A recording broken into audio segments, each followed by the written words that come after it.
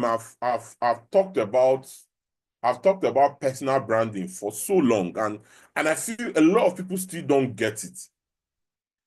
What people invest in is your personal brand. Is beyond even that business, because a good business person can turn anything to gold. I'm telling you, is the individual. So what I want to achieve today is for you to consciously pay attention to your individuality. You as a person, understand that regardless of the business you are going to run tomorrow or you're already running, is you, your integrity, your capacity, your everything you bring to play is what people will be investing in, and make it worthwhile. Most especially, most of you that are still in school, that maybe just came out doing, you are an intern, you are doing your internship now, you are doing youth service, you are just at the beginning part of your career. Ensure that you pay attention to everything that has to do with your image as an individual. Because in this industry, they're going to question everything. Most especially if you have plans to do big things in future. Start now building the type of persona you want to be. As a person, I will see, in the course of this conversation, I'm going to give my example. Why I did my internship with NAFDAC. While I was in NAFDAC, one of the things that today, like as of today, I was so involved in work in NAFDAC that I became close to literally everybody I worked with. I did my internship in 2015. 2015, that's when I did internship here in Lagos. So that started my pharma career, business and all that.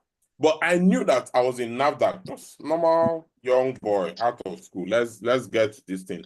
But why were most of if you did your internship with NAFDAC, you know, most people that were posted to Mobile Road, that's the enforcement, because that's actually where I started. Because they will, if you are familiar with NAFDAC, you know they will rotate you. Why were at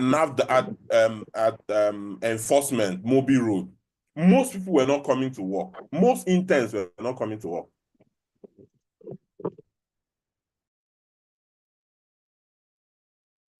Most were ghosting.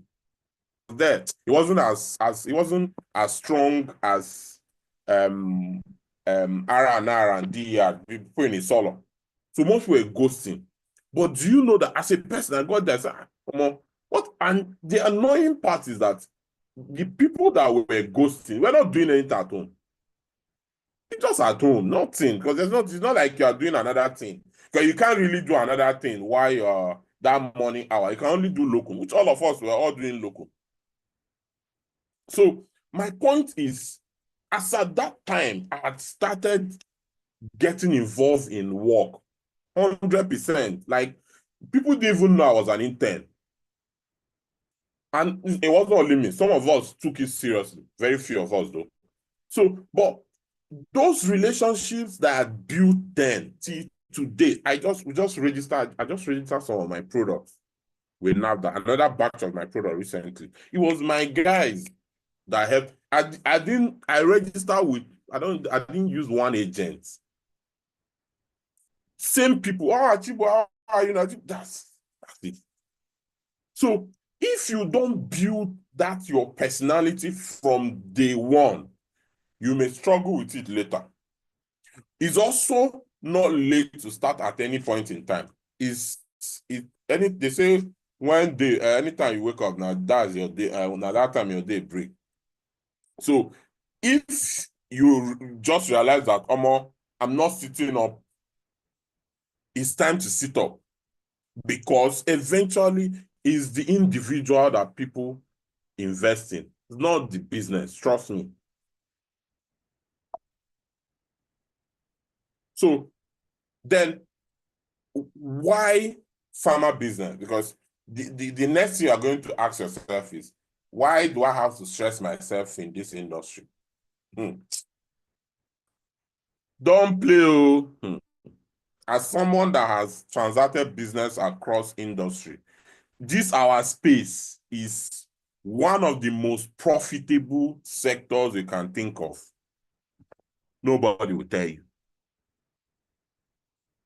So, sorry, I'm going back. So the first thing is, first, we have rapidly growing population. Anywhere you see population, two things that people will always need: food and drugs. In fact, medication self, in terms of necessity, will come before food. Because whether you have appetite to eat or not, if you have to take medication, you have to take medication. And that patient taking medication is somebody's business moving forward. Our population is rapidly growing. Rapidly. In Africa, because we're also youth population. Over 60% of us are young people. So we're rapidly reproducing, which means the industry and the space in Africa is a gold mine. Then another thing that will make you to concentrate in this industry, because there is heavy demand in accessible and affordable healthcare. We're looking for cheaper and better ways to handle our health challenges. Unlike other spaces where their own is already figured out, our own, we've not figured out. Ordinary malaria is still killing people in Africa. Ordinary typhoid, not. So we are currently at every given point in time looking for solutions to our problems, and they are enormous. So you remember that what makes an industry big is the size of problem in that industry. So our own, when you think of Africa and the problems in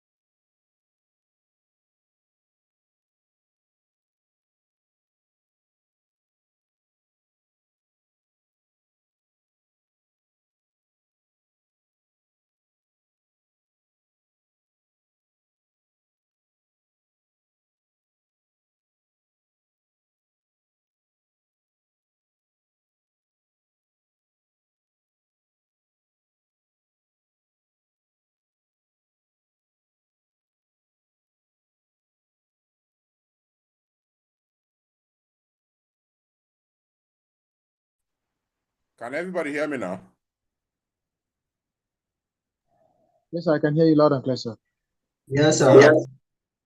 My network went off. Yes, can hear you, sir. Okay. So we have increasing demand for generic products. It's increasing every second. And another industry, this is where I just palm throughout nutraceuticals. Make a note too louder. You don't understand what COVID did for us in this nutraceutical industry. It has grown more than how many percent? So if you're a young person looking for new opportunity, consider this place. Local manufacturing. I know that this webinar is not to discuss problem. We are looking for solutions. Local manufacturing, we still have heavy. I can't overemphasize the opportunities in our local manufacturing. I know we have regulatory issues as regards this, but trust me, if you can structure yourself well and position yourself in the next 3-4 years, you can have a good local manufacturing site. And because that's the next thing I'm working on. Next 3 years, I want to just the way we manufacture our cosmetics locally. I want to manufacture my pharma locally. Why? Because it's going to cut my cost by more than 30%. And it's not big deal. This thing is not rocket science. We're not doing anything new. Which is why we're also having this conversation. Of course, you need some heavy funding for it, but people get funding. It's not a big deal. It's not like one thing that is, it's not, we'll get to that. But local manufacturing, I think we need to pay attention to local manufacturing. Because imagine, see the other side. Imagine that here in Africa, 70% of our products are imported. 70%. 70. Think about that. Now, when you think of ways to expand, you need to think in this direction. One of the reasons I have a lot of friends in fintech, one of the reasons they were getting so many investors into their space then was because there is this projection that only 26% of Nigerians are banked. So it was in all their pitch deck. Only 26% are banked. So the others are not banked. See, only 30% of our products are manufactured locally. When you are less busy, think about that. Think about how much the Indians, they are my friends. I'm sure some of them are on this call too. They are my friends. I have friends, Indians, Chinese, Turkeys, all my very good friends. We do business. But think about how much these people are making from Nigeria. Why are we not thinking in that line? Why are we not thinking like them? Why are we not seeing the opportunities here and finding ways? Of course, I know we have light challenge. I know all our challenges, but even with that, in fact, those challenges should make us concentrate more in this area. And spending time on this local manufacturing, because I know the amount of money that is waiting for us. Most especially we now that our pharmacies are, well, we are playing in the pharma space. Everybody is waiting for us to take over.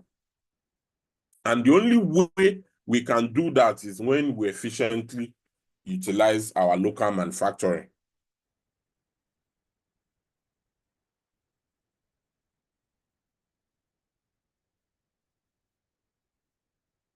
Then, like I said before, ROI.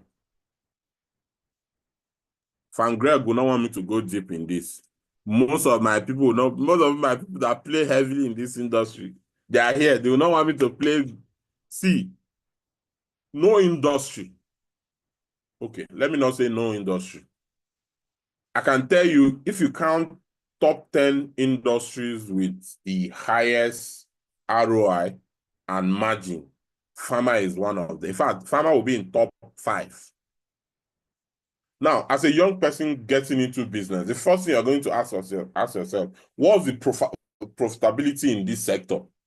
Generally, it's not about your product. This space, how much profit are people making from how much profit are they making in this sector? Don't go and take decision randomly.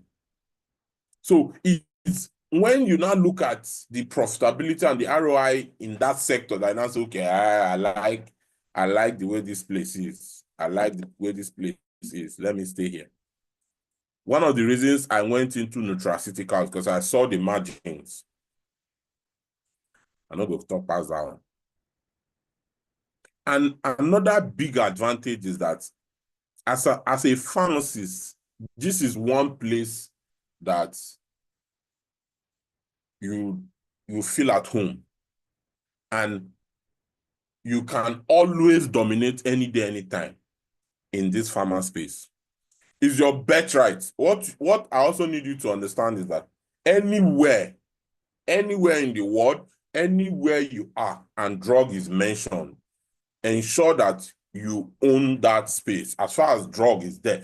Even if you have three months experience and you get into a workspace and you are the only pharmacist there, immediately, even if everybody is 30 years in the industry, learn from them, but take your space.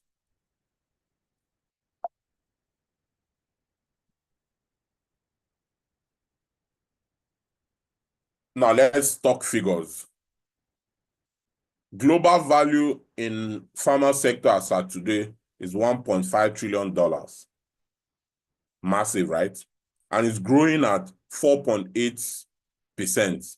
Africa is valued at 60 billion, but see the growth rate, 6.5.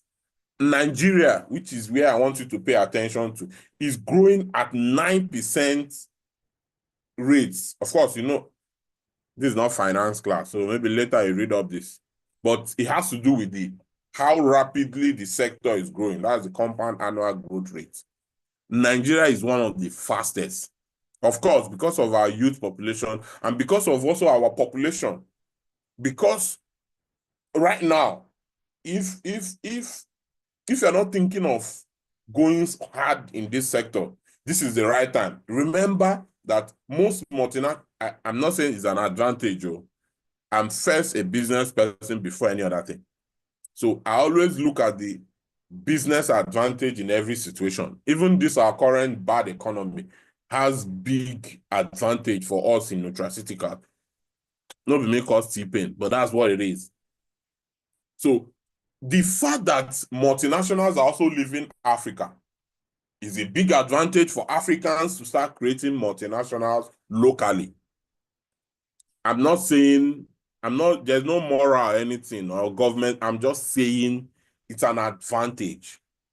Look at the advantages you have, which is one of the reasons, because this growth is usually based on generic side of the sector.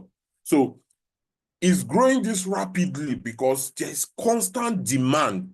So most of us that are in the field, you know that when one product suddenly goes out of stock, for example, I think Fitting, their Omefast Plus.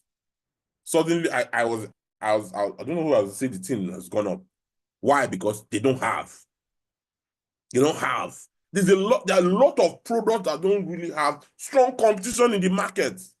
Sometimes I wonder, one product will just, before once then alternative is far apart. Either the quality of the alternative, the packaging of the product, or the distribution of the alternative. It's as though we are not serious in competition. That is why it's growing at this alarming rate. 9% is almost 2 digits.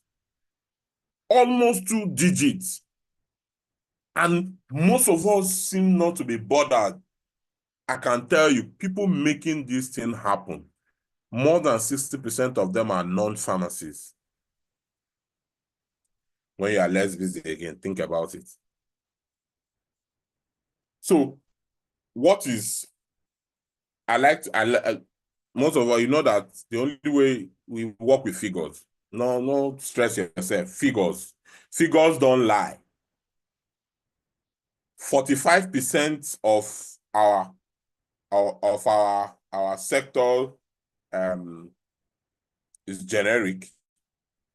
30% nutraceutical. Nutraceutical grew from 21 or 22% in the last 3 years to 30%. 15% branded. Now, this is to open your mind to where do I want to play. Look at this critically. Take note of this. Branded, 15%. So you see all those, I want to produce, okay, I'll get to that. This one, that one. Now it's not even time to think of too much of franchising. because branded is dropping, generic is growing. I know in the next couple of years, this branded product will go slimmer because of, you remember that the multinationals are leaving. So it's going to further shrink and generic will further take over the space. This is the best time to position yourself to take these spaces that these branded products are leaving behind. Remember, in market, there's never a vacuum. Someone has to occupy a space. There is never a vacuum.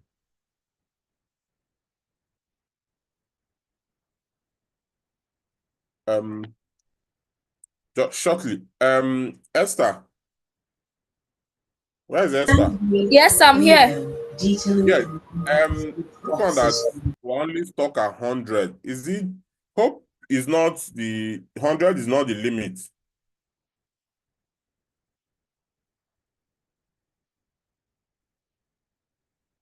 So for now it is, but we are streaming on YouTube and we have also circulated the links, the YouTube link. Oh, because that means a lot of other people, because I noticed that it's supposed to have gone up to 200 by now. Just stopped at 100. I hope we're not ostracizing people.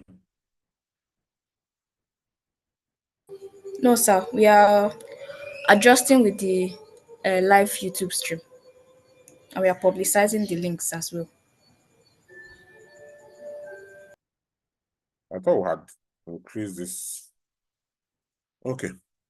So that means a lot of people now, because I just noticed that we got to 100, not moved up to move past 100 since. Okay.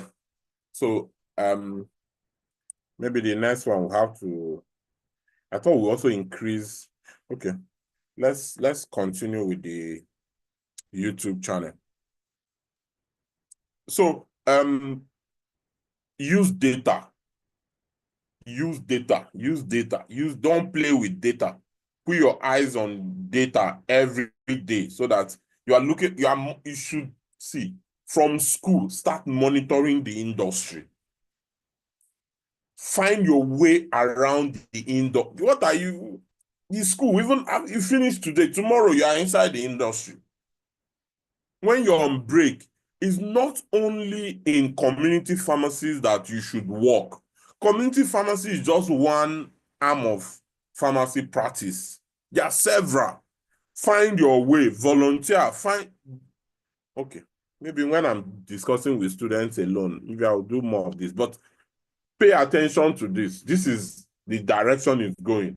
This 45% you are seeing now, if you know how much business is happening in this sector, how many billionaires this generic part of our pharma sector is producing on a daily basis, you will jump on it.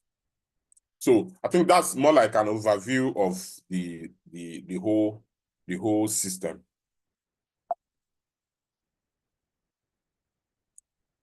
Then another thing too, this is for people, this is also general information I think all of us will need. You started building your brand, you started building your business. And I know that from the data I got, the back-end data on registration, I saw that most of us are young people. So I also designed this slide to fit into that demographic. Businesses are not built on brand new ideas alone anymore. Stop looking for one grand idea. Most especially, I always talk to African founders, Nigerian founders. See, our problem in Nigeria is not super complex. It's the same thing in our pharma space. Our problem is not one high-tech thing. We still cannot move product conveniently from Lagos to Benin. Don't think that we'll have as I'm speaking to you now, You can't think of, okay, I want a nation, I'm drafting a plan, and I want a company to conveniently transport my business across, transport my products across Nigeria conveniently. No, you can't bank on one. That, okay, all we do is to transport, manage logistics, and manage it effectively. Every single person that is in this pharma space is struggling with logistics as we speak. Is that one super high tech? Is it one super? Our problems are basic. Think of our problem first. There are so many. There are several. Even as simple as knowing what the fake drug from original is. Till today, as we speak now, we still have millions of fake products everywhere in the market. I can tell you for free. I'm not telling fake. I mean drugs. I mean, any drug you can think of. People are faking it as we are speaking. We don't have something to show. This one, when I was in NAFDAC that time, NAFDAC introduced what was that? This thing that scratch something. That thing. Fakers copy that thing and print on. It's not, that thing does not work. I'm saying our problems are basic, small problems. We still not been able to find solution.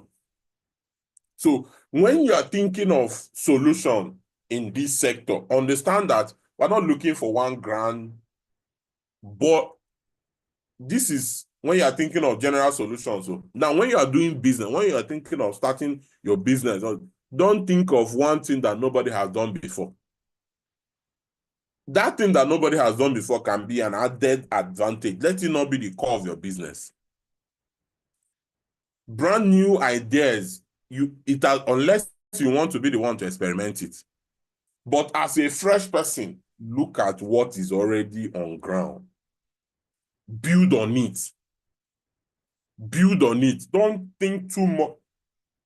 Someone was saying on, I was watching on, was it on YouTube, or someone was saying that it was Instagram, that if you want to learn how to, if you want to go into transportation, don't think too much. Carry bus, come to carry your boss, come to Oshodi. Just know how to settle the agbero. Find a different way to settle the agbero, and you are good to you carry passenger that day.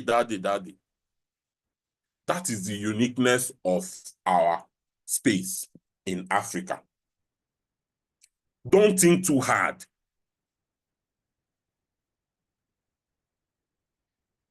Like the previous, what I mean is that most businesses are not built on brand new ideas. Of course, they are built on existing products. They are also built on better execution. So it's not about the grand thing. It's about how do I execute better than the competition. Do you know that doing your outer pack, let me show you. I think I have this refire. This is one of my products. Do you know that one of the things that gave this product very huge advantage, it's a new product, still new, still very new, advantage in the market was just because, of course, it's very, very effective, very, very effective. But effectiveness is, I'm just looking at the secondary. Just the packaging. Sorry, this one is dirty in here. Just how it's packaged, you appreciate it if you, the texture and the outer pack. People bought first because I like the way this your product is on my see packaging. It's fine, guy. They bought.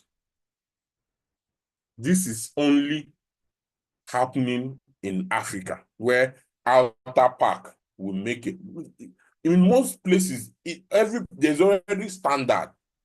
So here, something as simple as packaging or laying your design better, packaging your outer pack will give you more than 20% market penetration in when you are getting into the market. That's you executing better than what is in the market. As we speak, more than 50% of Nigerian products, the outer parts are rubbish. Only all of us, we can attest to it. So just only doing better outer pack or arranging your design better than the competition is already giving you the big advantage. Only you having a particular, I'm going to talk about that in retail because I'm also passionate about retail. Only you having a pattern on how to manage your customers that walk into your retail pharmacy can give you added advantage over the other person that does not care if people walk in or not. So it's about execution. It's not about the one special idea. Cancel it in your mind. It could also be your branding, your faster shipping, or solving the patient, the customer's pain point. Maybe all of us will have had bad experience with Nigerian products. All of us. Sometimes you just wish. Have you been to a restaurant and the woman does not know how to cook? What the hell are you doing in rest? Why are you cooking when you cannot cook food? They stress everybody. It's common with us. Then, when you do the most basic, it looks as though you are doing so much. It looks as though, I must see this brand. You are just being basic. You are just doing what you should do. That's why if people now say that, no, this woman Sabi Kuku, everybody will be going there. Because most of them cannot cook. You see a place that is so beautiful, fine, the food, zero. You now wonder, why can't this person set up a system or the food will be sweet today, tomorrow, nothing. Next tomorrow, a feature. So it's try and error. And you are running business. So it's the same thing with our sector. Sometimes it could just be your positioning. It could be your location. It could be your branding. In people in community, it could be that you have a lot of lights in your pharmacy. See, stop thinking too deeply as to how do I solve my business problems. Look at the most basic. Don't think too far. As a young person, as you start, now that you start drafting your plan, or if you've not started drafting it's compulsory that you must start drafting your plans, your strategies. Now that you've started, look at the basic. I'm telling you that a pharmacy, Kenny's pharmacy is around here. My friends, them own it. One of the biggest advantage that pharmacy has around this space is the fact that they have serious bright light. So at night, you cannot miss it. They bought it from a previous guy. That guy wasn't serious with it. Now, see the conversion rate. Just because the light is bright enough. So when you're designing or you're looking for how to disrupt, pay close attention to the most basic things. Don't think too deep. Just look at how everybody is doing it. It can just be one thing, and that's it. And I can't overemphasize the challenges of logistics in this our space. And I want to make sure that at least 10 people out of this conference, out of this program today, decide to do something about it. Like I think I said, you don't need to reinvent the wheel. You just need to serve the customer better than the competition. Take note of this. Customers are looking for good experiences. They are looking for better products. So just give them what works, and you see they are in for you for life. Then you also need to understand this. When customers are buying products, they're not buying one unique thing that you think is in your mind. Oh, I want to buy this thing because it's they are buying solutions. Understand human psychology when you are designing your products.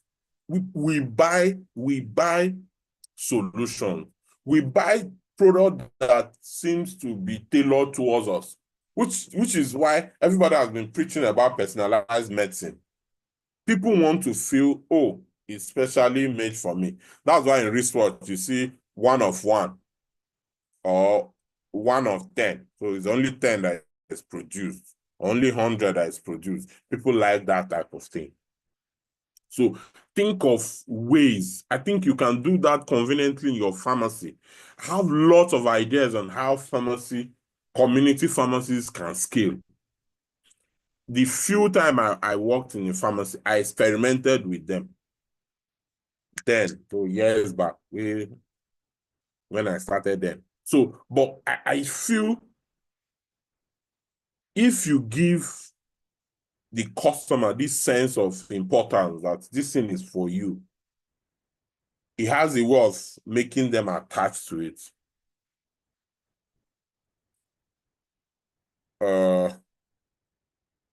So I'm going to pause now. I've not entered the main thing. So okay, maybe I want to take small feedbacks, how is it going so far before we move on?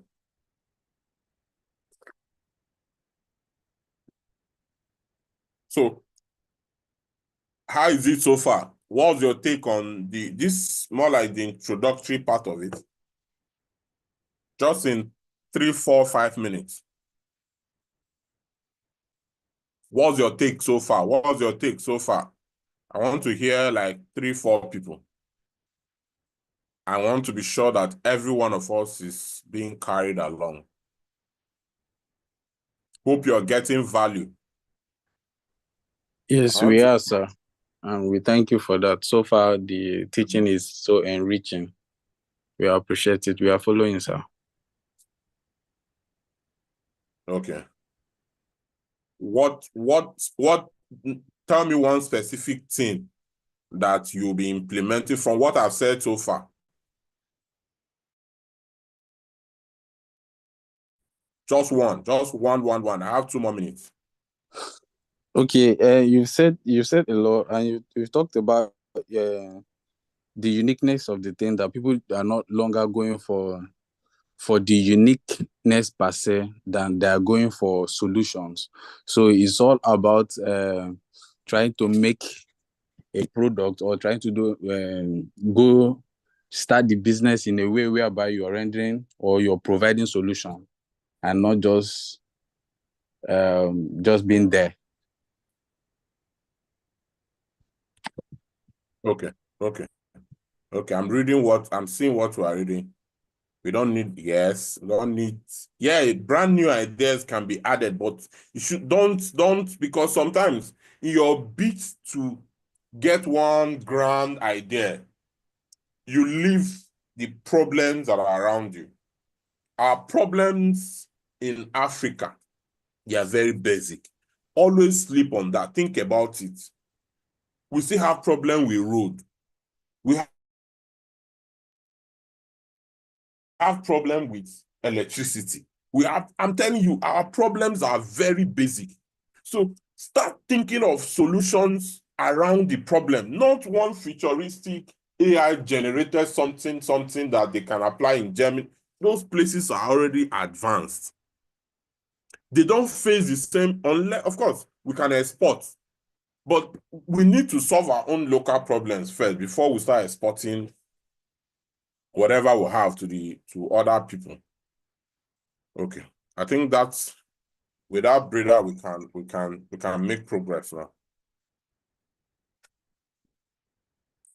Then another thing too, I have these 2 slides. I'm just going to concentrate on because I feel most of us, community pharmacy will always be our space. And because I noticed that a lot of people are really interested in community pharmacy, that's why I dedicated like 3 3 slides just on community pharmacy alone.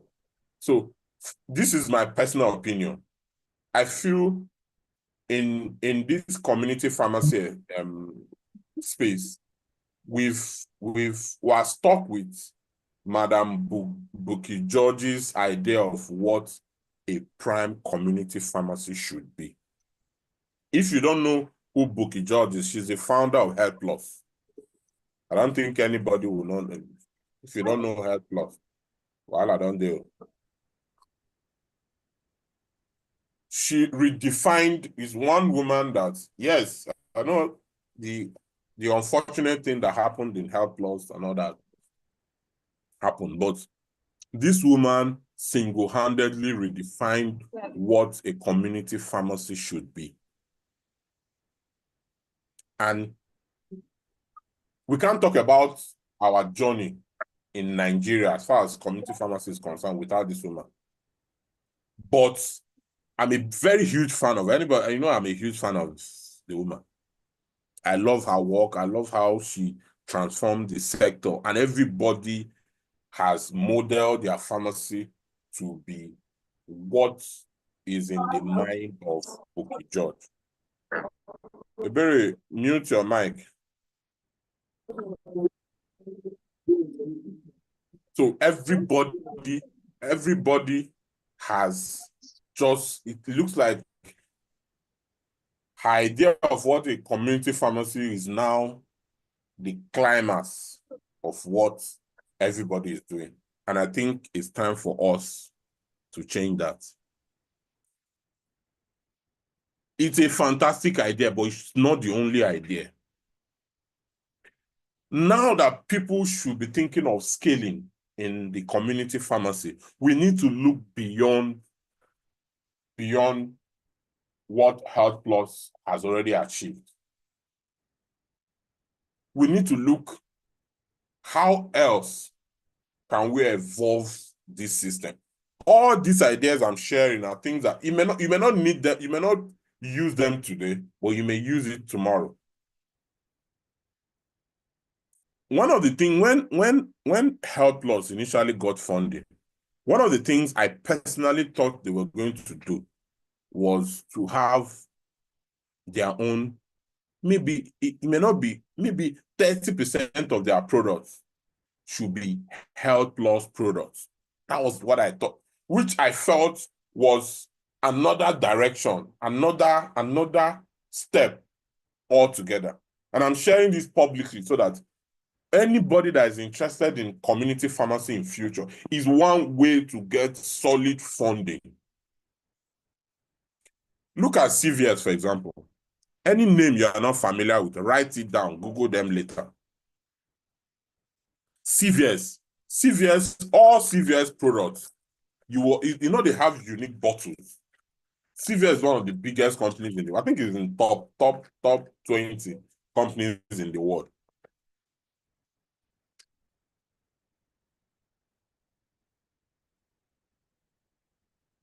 Is anybody sending message on the WhatsApp group?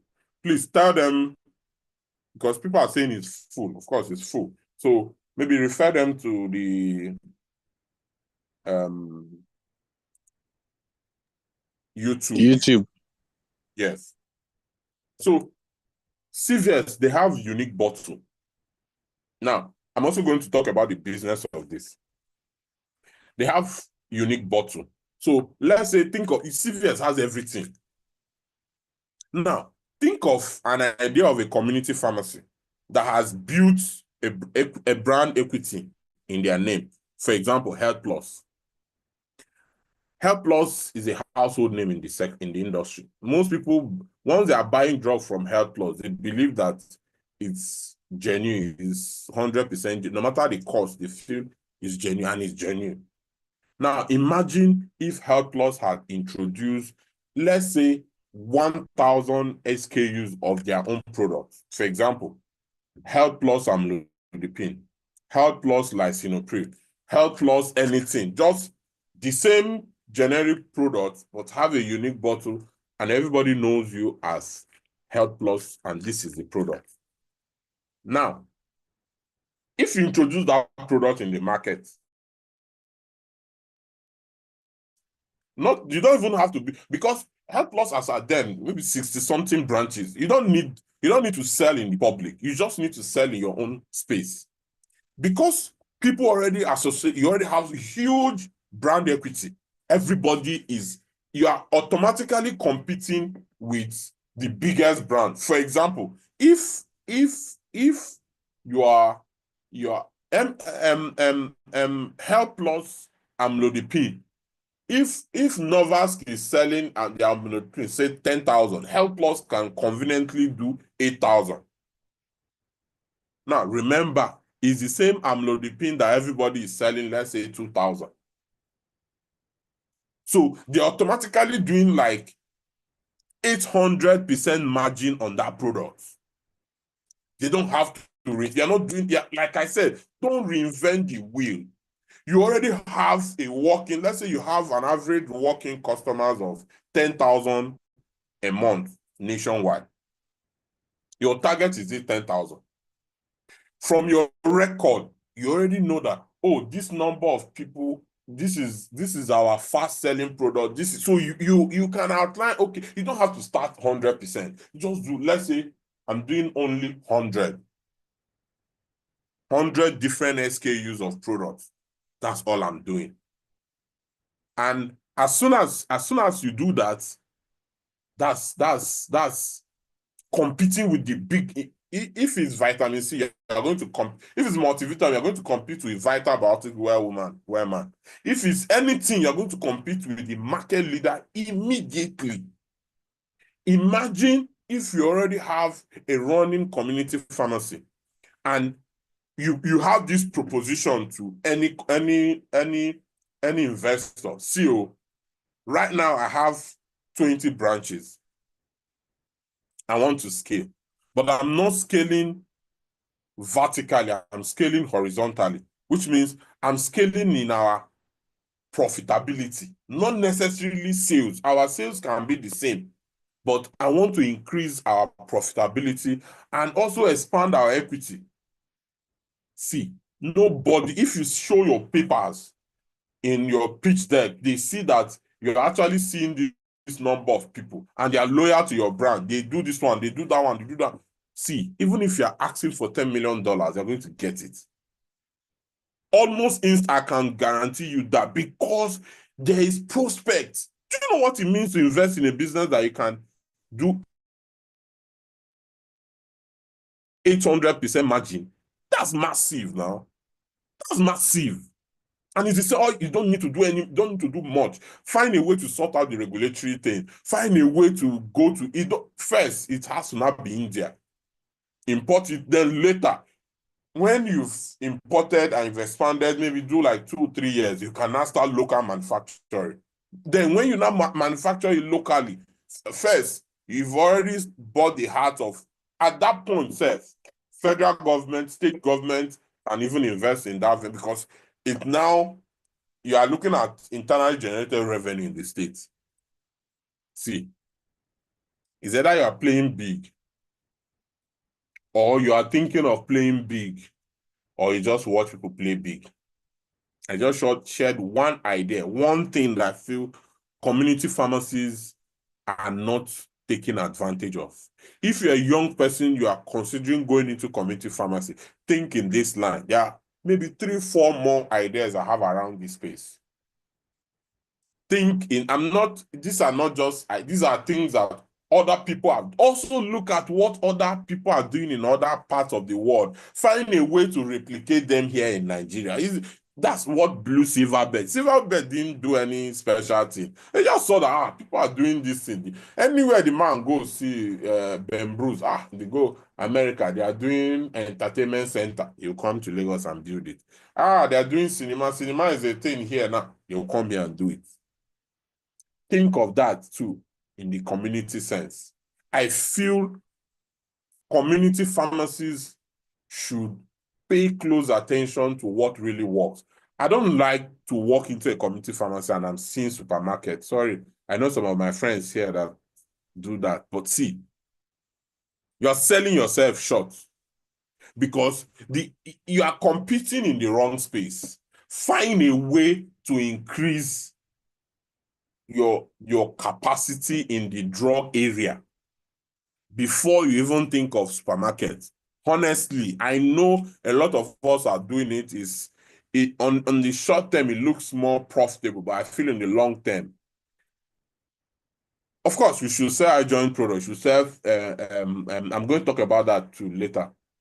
Diversify properly, but there are other ways to expand that will not involve you selling, doing other areas like supermarkets.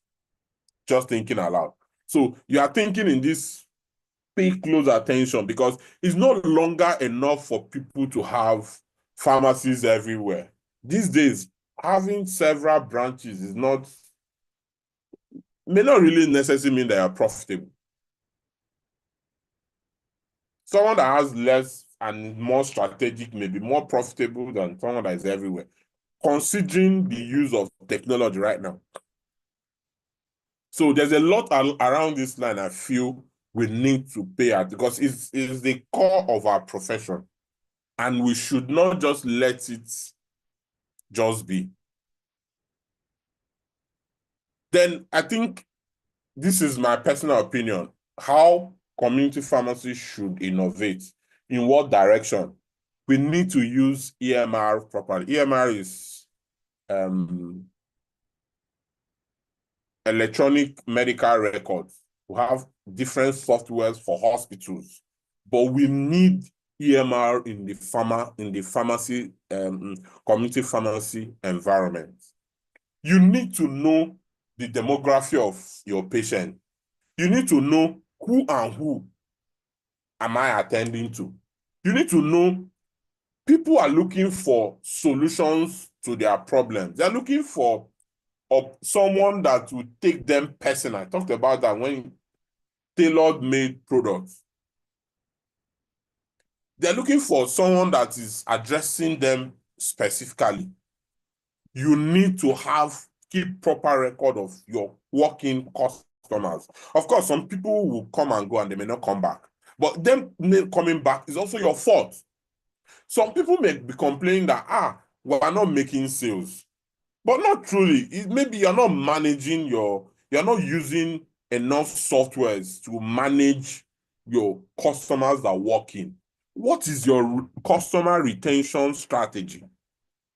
Your ability to scale may just be your ability to have a customer retention strategy. That off period where usually pharmacy is either morning, depending on location, or nights, that's your peak period. What is happening in your off periods? Can't we find a way to use a software that will have, let's say, everybody that walks in, you get their data. People with chronic illnesses, you have everything is in computer now, is in the system.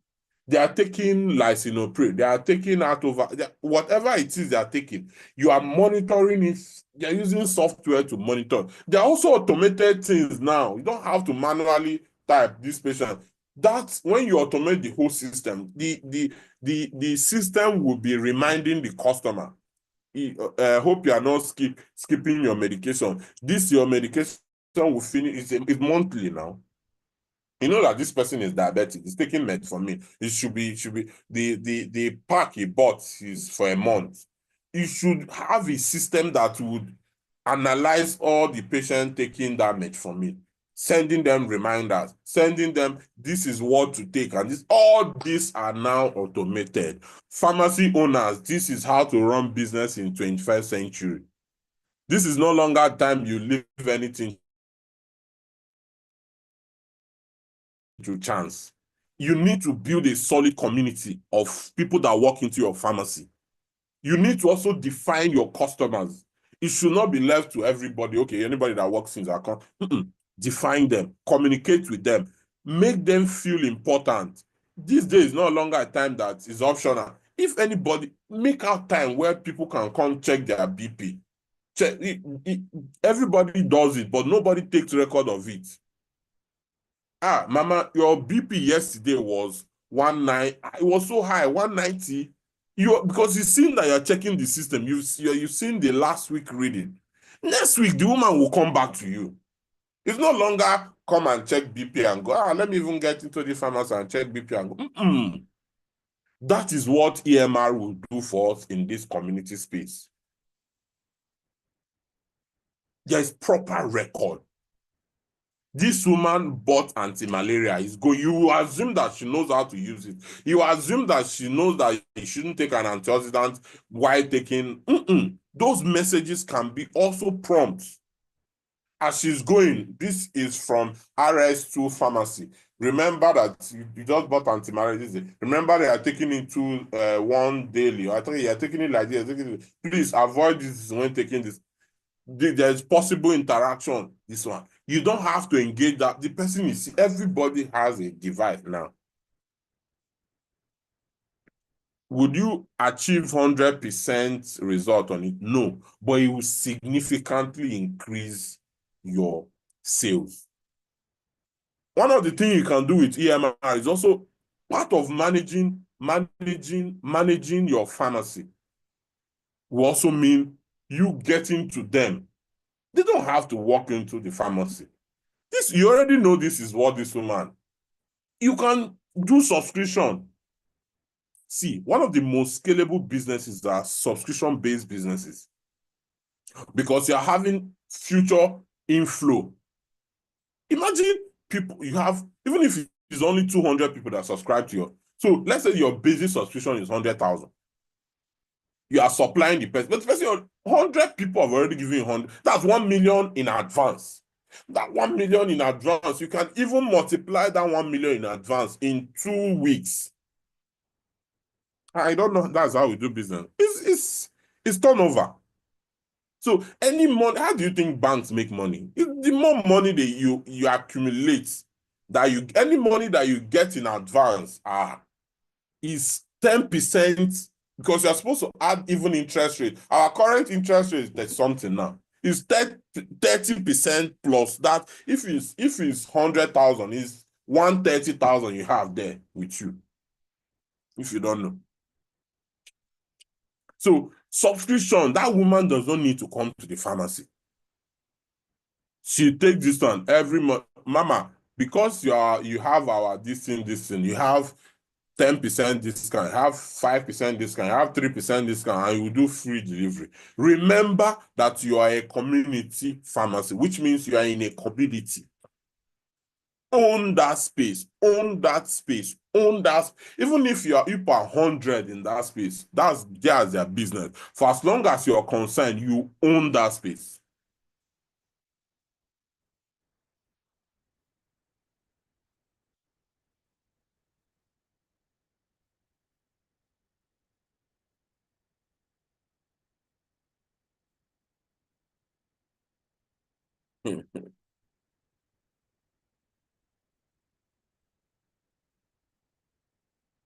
Interest rate is 38%. I'm just seeing it now. Stanbic IB 32%. So any money I was just reading what people say, they don't cancel us. No, never. I'm just seeing that. Just pay attention.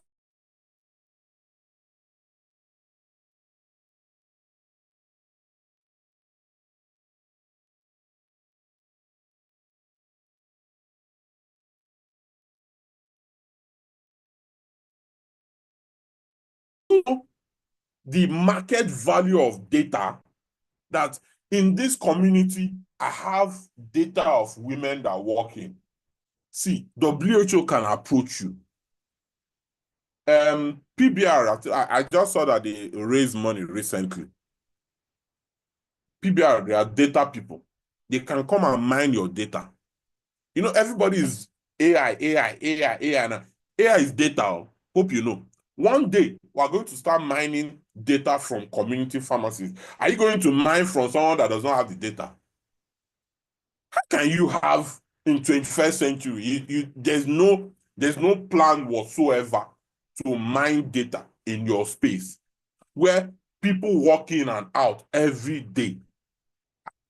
Now, wow.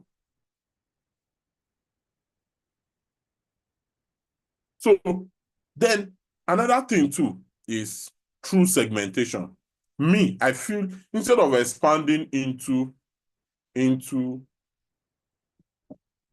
supermarket, superstore, whatever you want to call it, expand into through segmentation. People want to have, see, everything in this life is about how much you can see. How much you can see. One of the biggest community pharmacies I've seen in this country, probably this was 2018 or 2019, is Dialogue Pharmacy. Dialogue Pharmacy is in Kaduna. Anybody that is in Kaduna will know Dialogue. Or you do business nationally, you know Dialogue Pharmacy. As at last time I went to Dialogue Pharmacy, I think 2018, yes. As at 2018, this was the only sell drugs. As at 2018, Dialogue Pharmacy employs, they have 27 pharmacies, and this is one location. 27 pharmacies, 27 pharmacists, 27. They run ship. The place run 24 hours. I met the MD, the Alhaji. He told me his average daily sales was 10 million naira in 2018. You can verify this thing. If you know anybody that is in Kaduna, ask them this thing I'm telling you now. They don't sell one supermarket anything. When you walk in there, you know that I'm going to a drugstore, and any form of drug issue I have, I'm going to get the product here. And I noticed, because I had, because of how blown away I was with that structure, I came back again. I saw that they had true segmentation with robust stocking. Let's say you have in your pharmacy now, I have this area now is my fertility. This is dermatology. I'm not saying supplement, anti-malaria, and anti-infective. I'm saying through segmentation. Through segmentation. Isa? Sorry, I'm coming. Just 1 minute.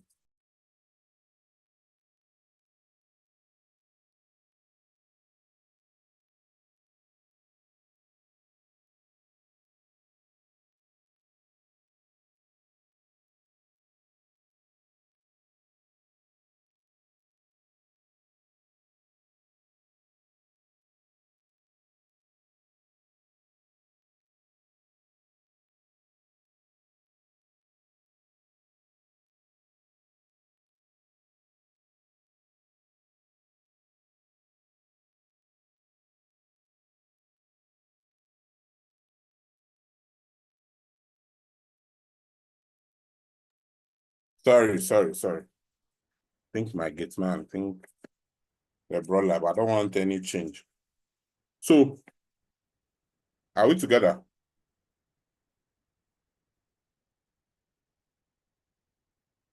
Are we together now? Yes, sir, we are. Yes, Yes, sir. sir. Yes, sir. We are. Yes. So let's Yeah, go. we are. So, through segmentation, I don't know if I have a picture of what I mean by this true segment.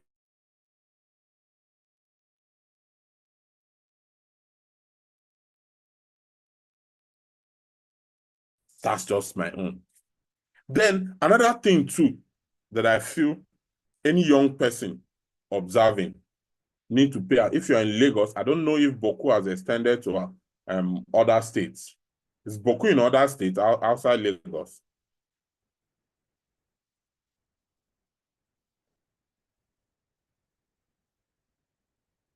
For those of us outside Lagos, is Boku outside Lagos? Do you know Boku supermarkets? Yeah, I don't think Buko is outside Lagos. I think it's just in Lagos. But It's I only know, in Lagos. I'm pretty sure it's in Lagos, like only Lagos. I don't know if it's another state anyways. So one strategy I feel everyone in community space should be observing closely is this Boku strategy. pay close attention to them. If you've not, just go to I'm sure there's a Boku branch around you if you live in Lagos. These people are rapidly expanding to the point that the same strategy, I know, of course, they got funding. This is, and the funding looks good, but the business model is fantastic. The business model is simple. Most people can no longer afford to go to ShopRite, go to all the big places they shop. So, what was that?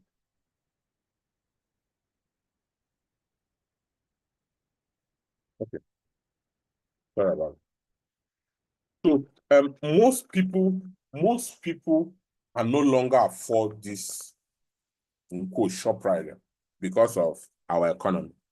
Now, they built smaller ShopRite. If you pay close attention to them, I'm always out for new businesses that feel their strategies are top-notch.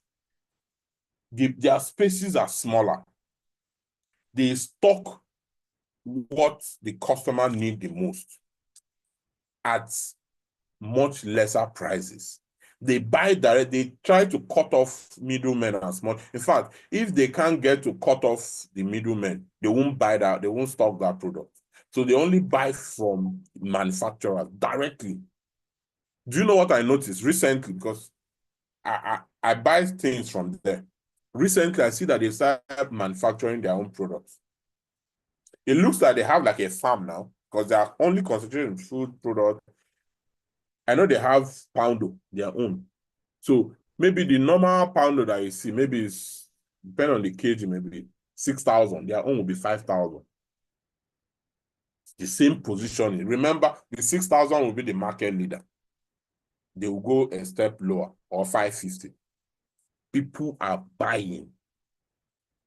Boku is barely how many. I started noticing Boku this year. And I can tell you, those people's turnover will be mad. Massive turnover. Massive business. We see, that's the type of disruption that will happen in community pharmacy. It will either happen from us or external people. So if you want to play in this space, you need to, or you're already playing in this space, you need to pay close attention to these things. Pay close attention to people that are doing something that can disrupt the space and get into it early. I've listed a lot of things in this space. So look at these things. These are things that will enable you get the type of funding you are looking for. It's not the conventional just doing exactly, because one thing that baffles me in Nigeria is that all the pharmacies are the same. They're either blue or green, that lemon green, or the other blue. Everybody does the same type of shelf. Everybody does the same color. It looks like wedding. All the weddings are the same, just different couple every Saturday. Our community pharmacies, everything seems the same. The way we even structure our landscape, as though if you know be like that, it's not, even at least we are better now since Bukky George. Before it was just white with whack cabinet that they will not paint. They will be painting the shelf every 2 years. It's how the other people would rate us, depending on how we present ourselves, whether you like it or not. If you think that community pharmacy is something that shouldn't get that experienced look, you are far from it. You are very far from it. Why are we not thinking of herbal pharmacy? Pharmacy is both orthodox and herbal. All of us are only thinking of orthodox. Why can't you have a full functional herbal pharmacy? Think about it when you are less busy. I'm not talking of Babalawo. I'm talking of a pharmacy with AC, with everything intact, and you have different herbs. Herbal medicine is growing rapidly. One of the things that is making nutraceuticals grow this rapidly is herbal medicine. And we are supposed to be championing the herbal medicine industry. It shouldn't be from any other person. We are the most qualified to champion this space. I'm telling you, it's not that. Forget all these people hawking herbs. Forget all these old women selling herbs in different markets. You need to, if this is the direction you want to go, find a template. I can tell you for free, you are going to get massive funding. Because investors are looking for other new ways. They're looking for what is the next thing. Nobody's doing it. I'm telling you that. If you know, tell me. I don't have any record of anybody that is okay, this place, once I go here, any type of herb, and I'm sure of the integrity, I'm sure of what it is, because something, all this agbo that people drink, they'll put something that is bitter. Go and put grinded diclofenac points and say, and a painkiller, this one, that. You drink and you feel better. And you know what poor people take all the time. I don't sweat. Once you sweat. But we're leaving our industry to nobody's playing in it. And that's why we have a lot of kidney issues, liver issues, all these complicated issues we're having now, because we're living what God has given us on a platter, and we're living it. And I don't even want to talk about that. So think of herbal pharmacy.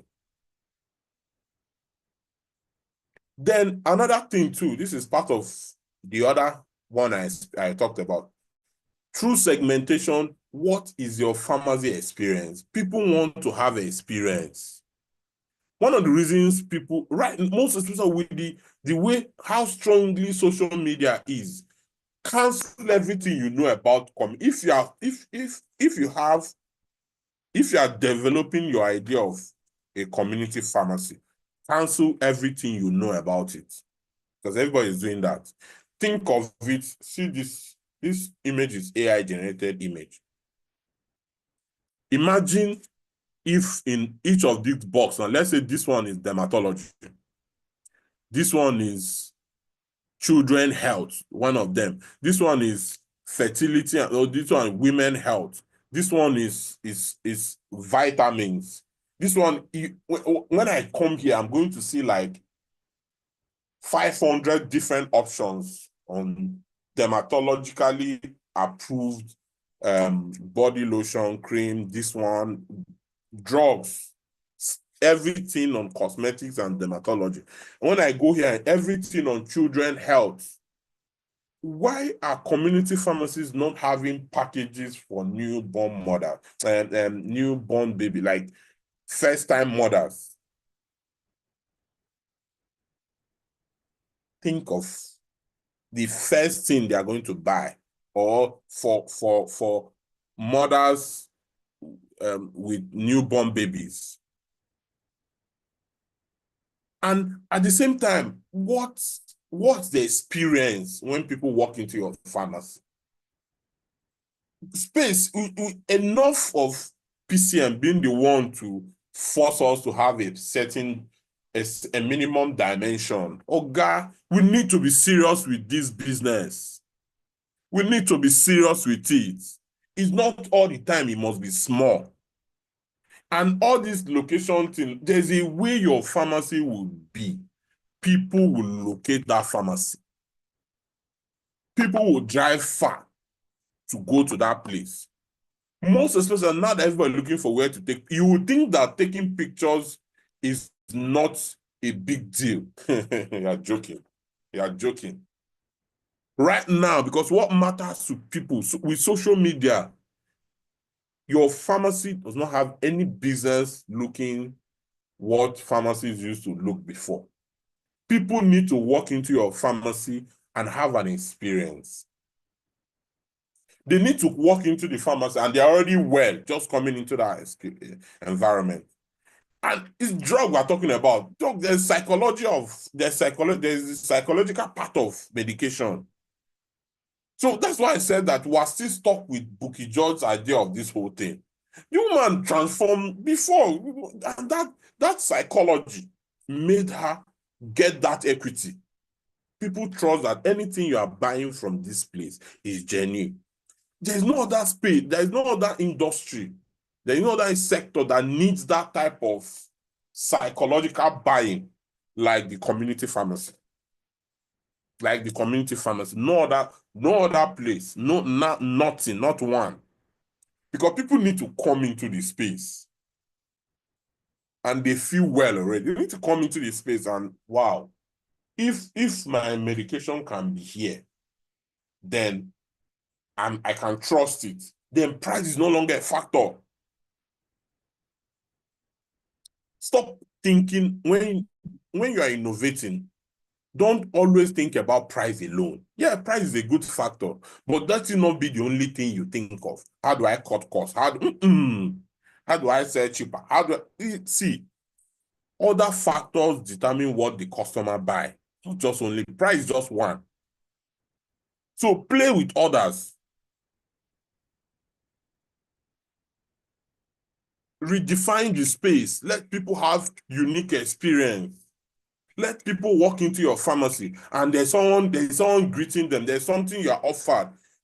They can sit down. Do you want to have coffee? Do you want tea or coffee? How much is coffee? How much is tea? While you are waiting, how may we attend to you? See, you guys are playing. Sorry, no that. So I can't exhaust it in one night. So I also feel we are going to be having this. This will be a continuous thing because I have so much to share around these spaces. This is when I was talking about herbal pharmacy, and again, all these images, I just use AI to generate all of them. This is what was in my mind when I was talking about herbal pharmacy. This is it. You walk in here, and it's our responsibility as pharmacists to change people's mentality of what herb, because everybody associates, wants to think of herb, na babalawo. Want to think of herb, na one baba. Want to think of herbal medicine, this one, that one. Our education, our pharmacognosy should not go to waste. If you are still in school, while you're in school, pay attention to pharmacognosy. You can start from there and start thinking of who told you cannot even start while in school selling herbal medicine? I don't understand. Who said you must even start with a setup, a full functional setup? If you already know, if people know that from school, you know how to mix herb and they take it, and you know some illnesses, they respond better with herbal medicine than orthodox medicine. Imagine from school, you're already building your personal brand on herbal medicine. People know that you know how to mix this, you know the names, you can speak the grammar around it, you mix it down. Before you know it, in 3 years after school, this herbal medicine, this herbal pharmacy I'm talking about, you can do it massively without your 1 naira being in it. Why? Because you've developed capacity, you've developed brand around it. People already know that this is who you are. You start selling online, you start selling, combine, mix this one, you package it well, you do it well. Before you know it, I have a friend in Accra. There's one active when we're still living on it, designing refined chocolate from Ghana. They have massive farm. There's this popular, the first bitters is from Ghana. Can't remember the name. I don't know if you remember. If you know the name, it's a popular one, the very first one that broke this bitters market, this Ghana.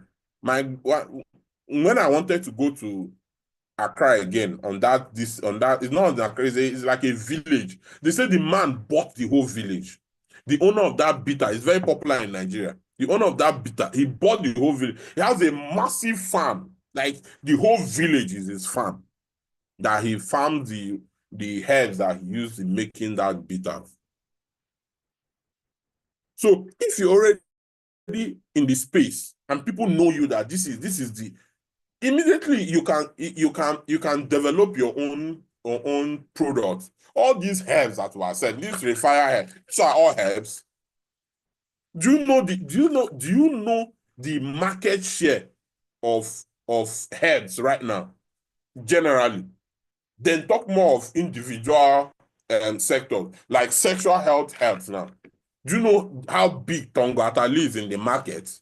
Even the raw materials, you can decide to develop raw materials for herbs, raw material, because everybody is looking for raw materials to manufacture locally. You can even export. Most of these herbs, we can cultivate them here. Ginkgo biloba. You don't know the market size of Ginkgo biloba globally. Tongatali, maca. All these products that all of you are, most people are taking, you don't know they're all herbs. They're herbs now.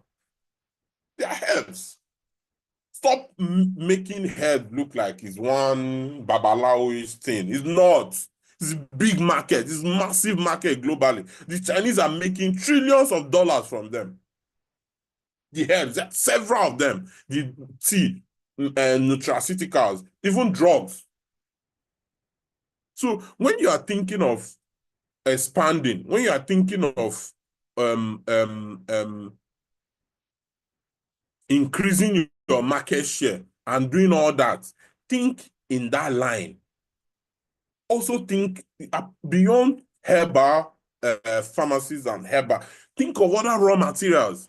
The world is looking for pharmaceutical grade starch. How do I position myself to produce pharmaceutical grade starch and export and even sell locally? I remember the other time I was going to do that supply, but I think something happened. Was it Emzo, one of these big companies wanted pharmaceutical grade glucose or something? Yes. Was a problem. I think it was only Dangote that was sugar, pharmaceutical grade sugar. It wasn't Dangote that was. There are two companies that are producing in Nigeria.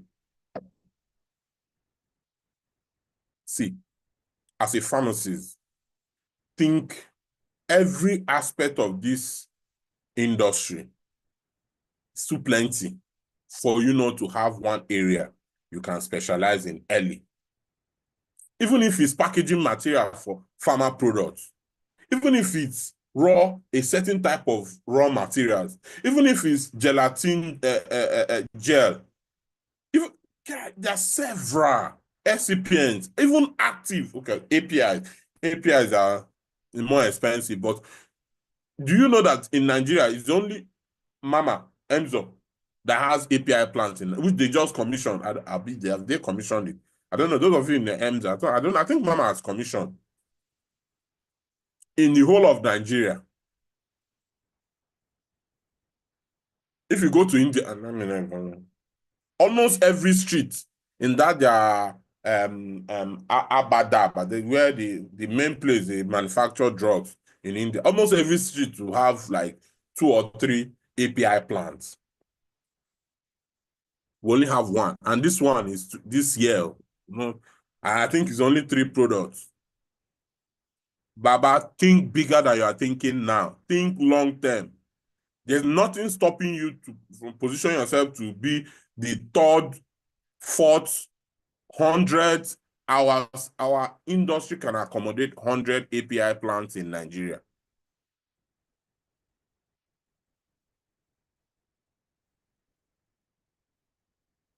If you don't innovate, your competitors will. The next level of the next big thing that will happen in the pharma sector will not be what is already happening. It's people that will look closely what is already happening and look for ways to improve them. Look at what is happening in other sectors and bringing them into the pharma space. It can be the architecture of the pharmacy.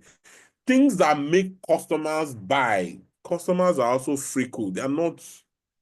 We are emotional beings. We don't make buying decisions based on logic. You need to understand how customers' emotions work. And as a community, anybody that's going into farm community or already in find ways, spend time, think of ways to present your pharmacy in a way that when you walk in, you know that yes.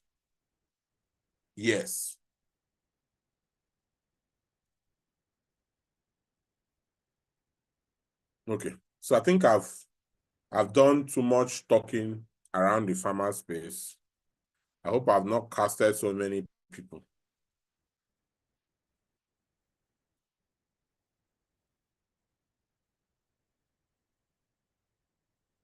Yes, Alomo Bitters. Yes, Alomo Bitters. I still want to visit. There's some help they brought for me. I still want to visit. The man has people that all they do is harvest hair. Farmers, hundreds of people, farming, harvesting, everything in the full chain. The man controls everything. So, let's move faster now. If we're not able to finish this today,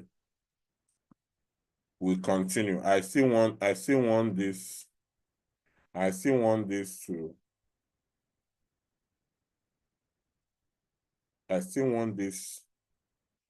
series to go on beyond this.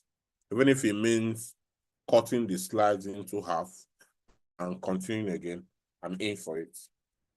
So if you don't innovate, your competitors will. Don't be the Nokia of pharmacy. Remember, how many of us are familiar with the Nokia? So, I hope it's not only Gen Zs that are here. People, I don't know Nokia. Hello? We know We are with you, Nokia. sir. Oh. We are with you, sir. Una no know Nokia. We know. So I hope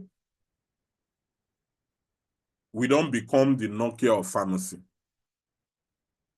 Think about this deeply. Either you're innovating in this space, remember everything I'm sharing, whether you're new, you're already practicing, you're anticipating, you're trying to come in, think in this line. Think massively. But of course, you can scale gradually. But even in that your small space, there's a way you do it that when somebody walks in, he feels that there's something new here, there's something fresh, there's something special. That should be your added advantage. So, the future of digital pharmacy. I also know that a lot of us are interested in digital pharmacy, which, of course, all of us should. E-pharmacy. I'm just looking at all these places that have huge, from my experience, have huge advantages in terms of funding. E-pharmacy. Everybody is just playing around this e-pharmacy thing. Just all noise and no action. It's almost 5-6 years we're talking about this. Nobody has really scaled this. It's still very, very open. Young, all of us, we're young, I'm young, all of us, we need to pay critical attention to this e-pharmacy thing. Right now, when you want to buy phone, you know in your mind, at least, you know slots. When you want to buy certain things, you already know, okay, I'll check here. I'll check here. When you want to buy drugs, there's no one place that comes to mind. All we have is small people, but everybody's just doing small thing up and down. We need complete integration. All these small things running up and down should be integrated together to produce one standard e-commerce for pharmacy.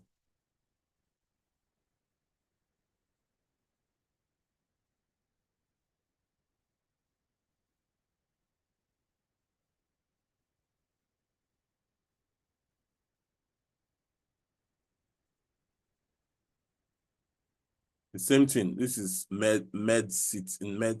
All that's what I'm saying. I see a lot of different people coming up with.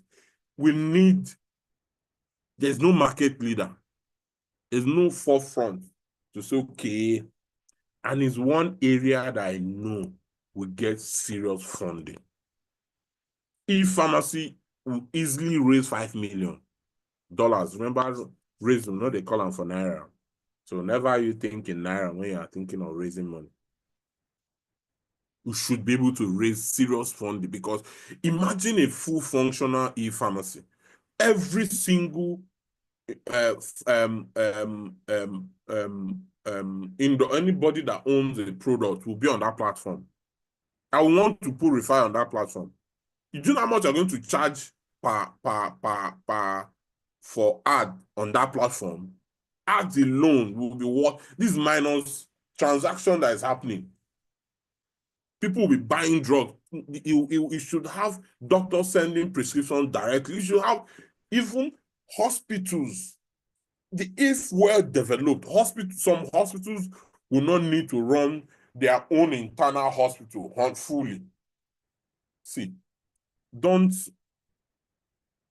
think small when you want to innovate in a very large scale. You can have a lot of hospitals don't even have business owning a pharmacy department in the hospital. The e-pharmacy can be their pharmacy department.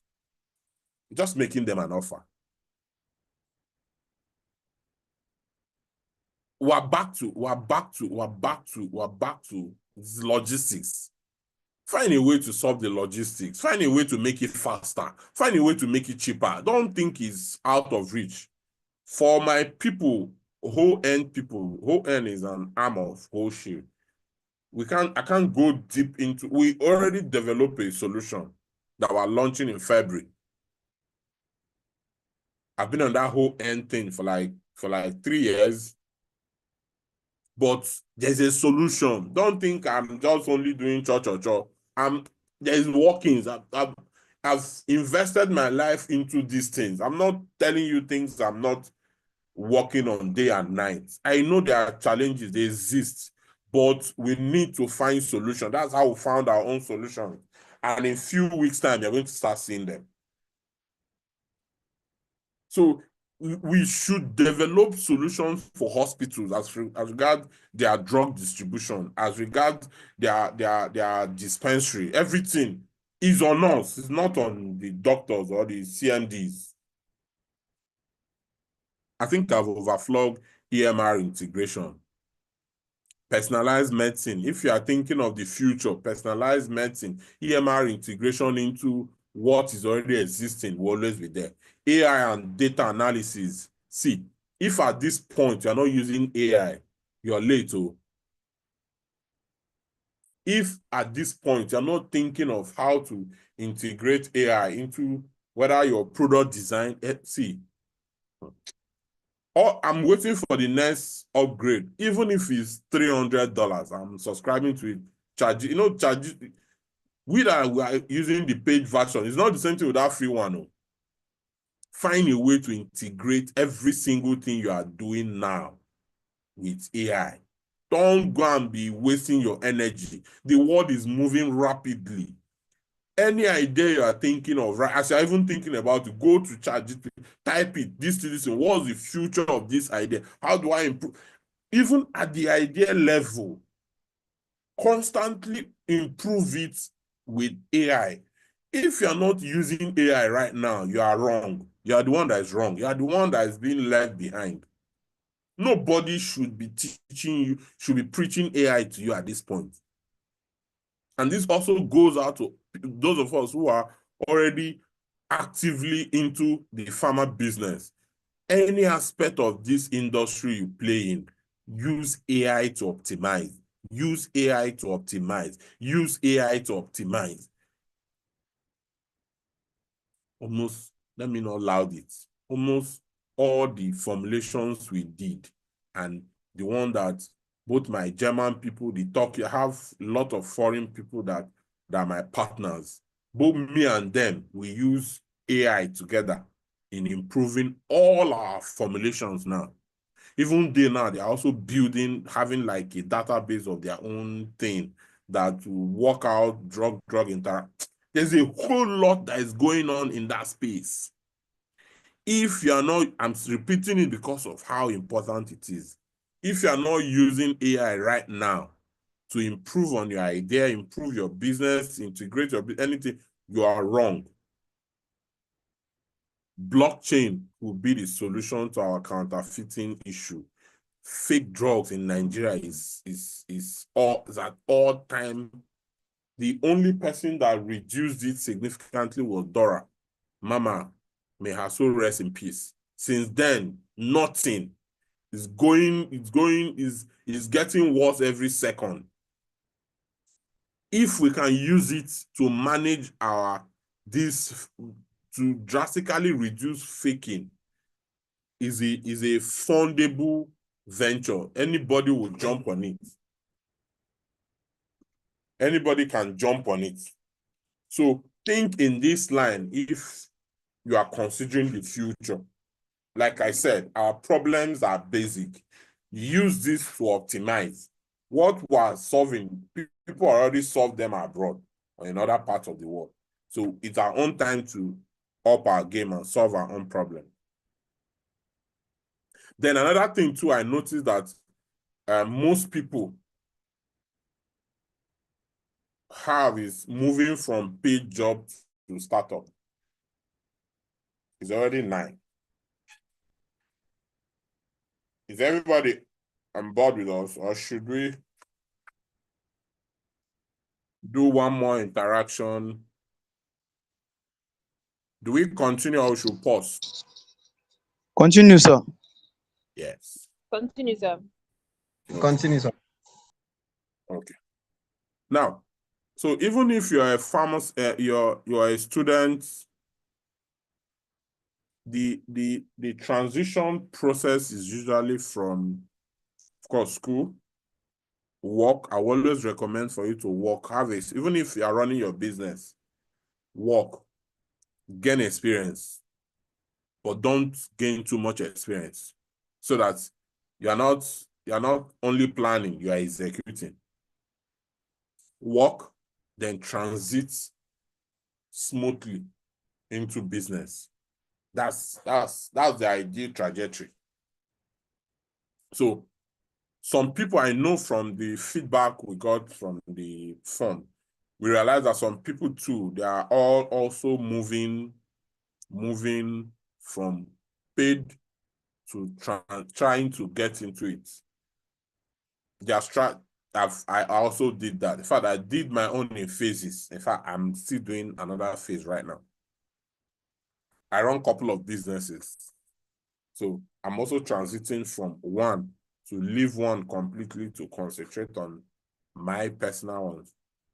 So these are things I did. You are working 9 to 5 in your paid job.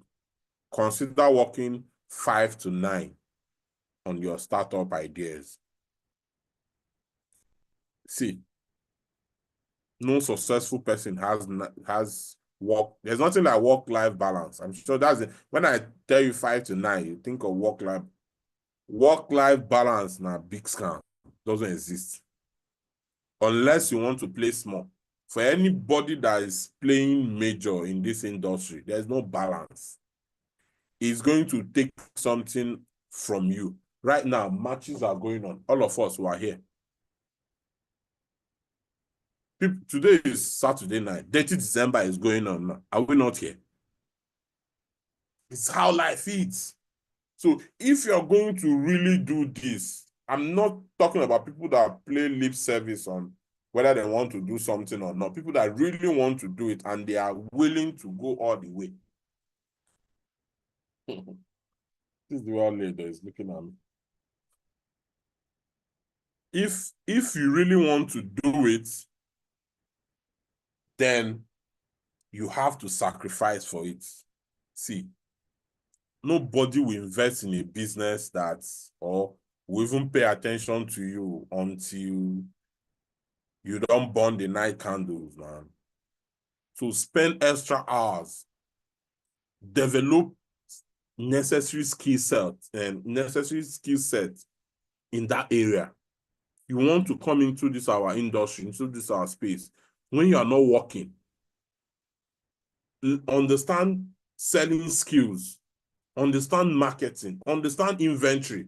Because as a startup founder, at the first time, it's only you. You are everything. You are HR, your accountant, you are marketing, you are sales, you are everything is you. You are the product is you. You are everything is one person. But what will help you to move fast is your ability to learn everything well. Then if you want to come to our space, you want to have your own line of product, you want to market your product, you want to do your own thing while you're working, look for ways to navigate towards any role that will make you have a national understanding of the space in your 9 to 5. If you want to own your product, you want to just do industry, or you want to manufacture, you want to do any of that, find a way in your growth, ensure, even if it means taking lesser pay, become a product manager instead of regional manager, or be a regional manager automatically. Find a way to get into any role that will give you a national overview of the industry. Because Nigeria is a dynamic state. Our market space is not entirely the same. Some products do well in the north, and in the east, nobody knows about the product. So if all your knowledge is north, or your knowledge is west, then you don't have a national understanding of the space, unless you don't intend to play at the national level. So even if your role does not permit you to have a national level, start understudying at the national level while you are still at your 9 to 5. Enhance your selling skills. Learn how, even if you're in marketing, learn how to sell. See, your ability to sell is one thing that will guarantee you success in life, because you are selling. Whether you're selling yourself, you're selling product, everybody's selling something. The people that are underpaid, not just necessarily because they work less. Most times is the ability for them not to know how to sell themselves. You will see somebody that is earning twice your salary and is working less than you, because that person knows how to sell. It's a different conversation, but it's the same thing. We're all selling. So enhance all the skills, save and invest. See, don't go and think that this business, another person is going to fund it for you. You have to put your money where your mouth is. Save money. Then look at the whole thing. No matter how, the smallest you can start there. If the money you have is to register that brand with CAC, register it. If it's to trademark it, trademark. If it's to design the website or to buy the domain name, see, anything you are starting right now, ensure that you have a .com of that brand name. For those of you still in school, you have a fantastic idea. It's one thing. Run it first. Ensure that nobody has registered the thing. Ensure that it still exists in the market. The domain is still open. There's a .com, possibly a .com for it. Go and buy, save money and buy. Renew it every year.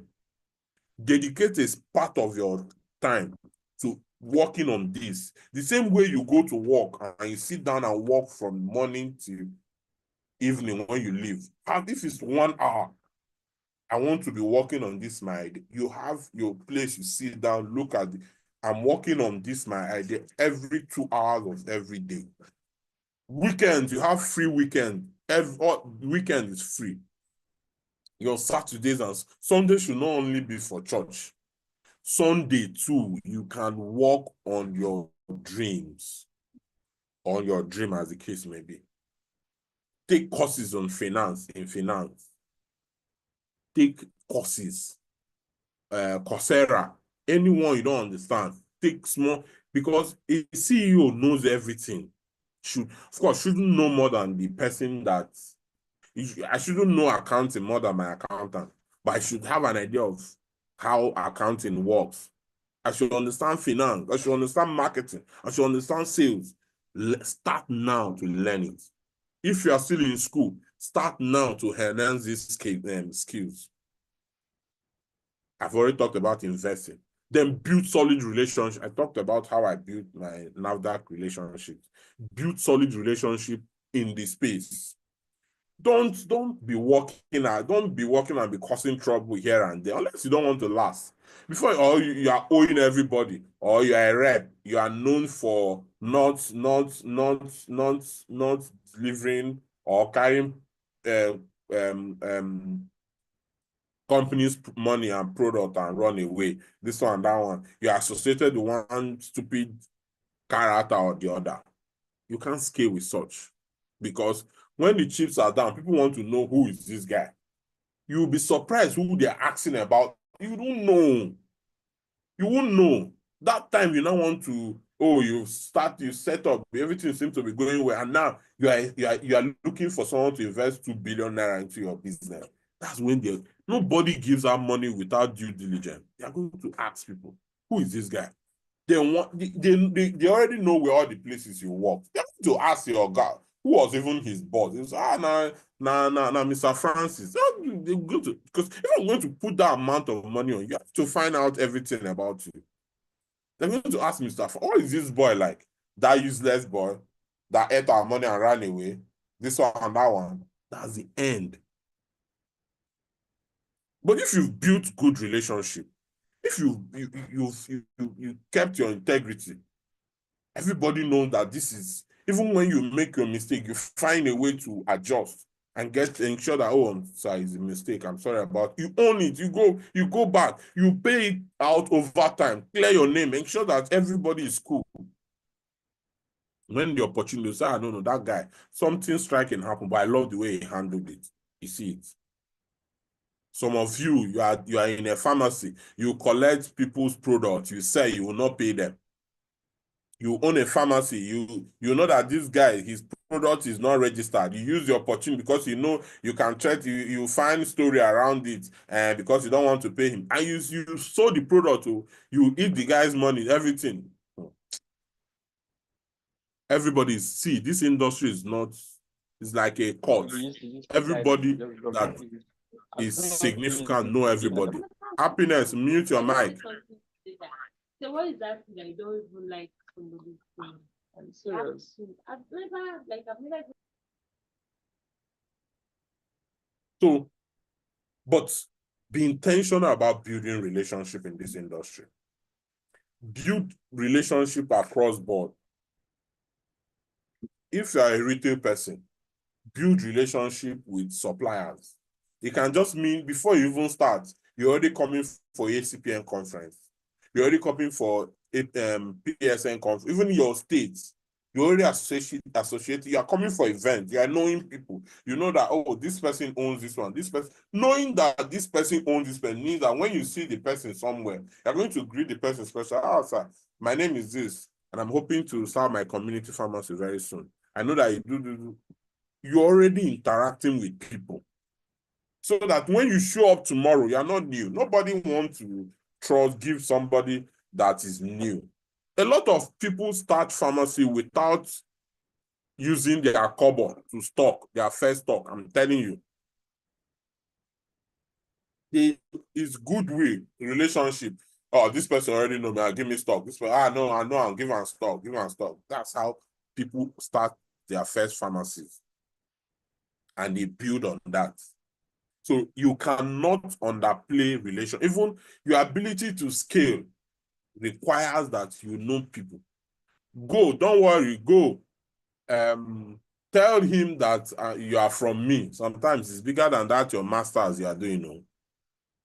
A good recommendation, which is based on your relationship, is bigger than that masters that you are doing.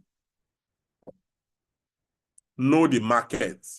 See, understand the space in and out. Know the trends. Know the trends. Know the key players.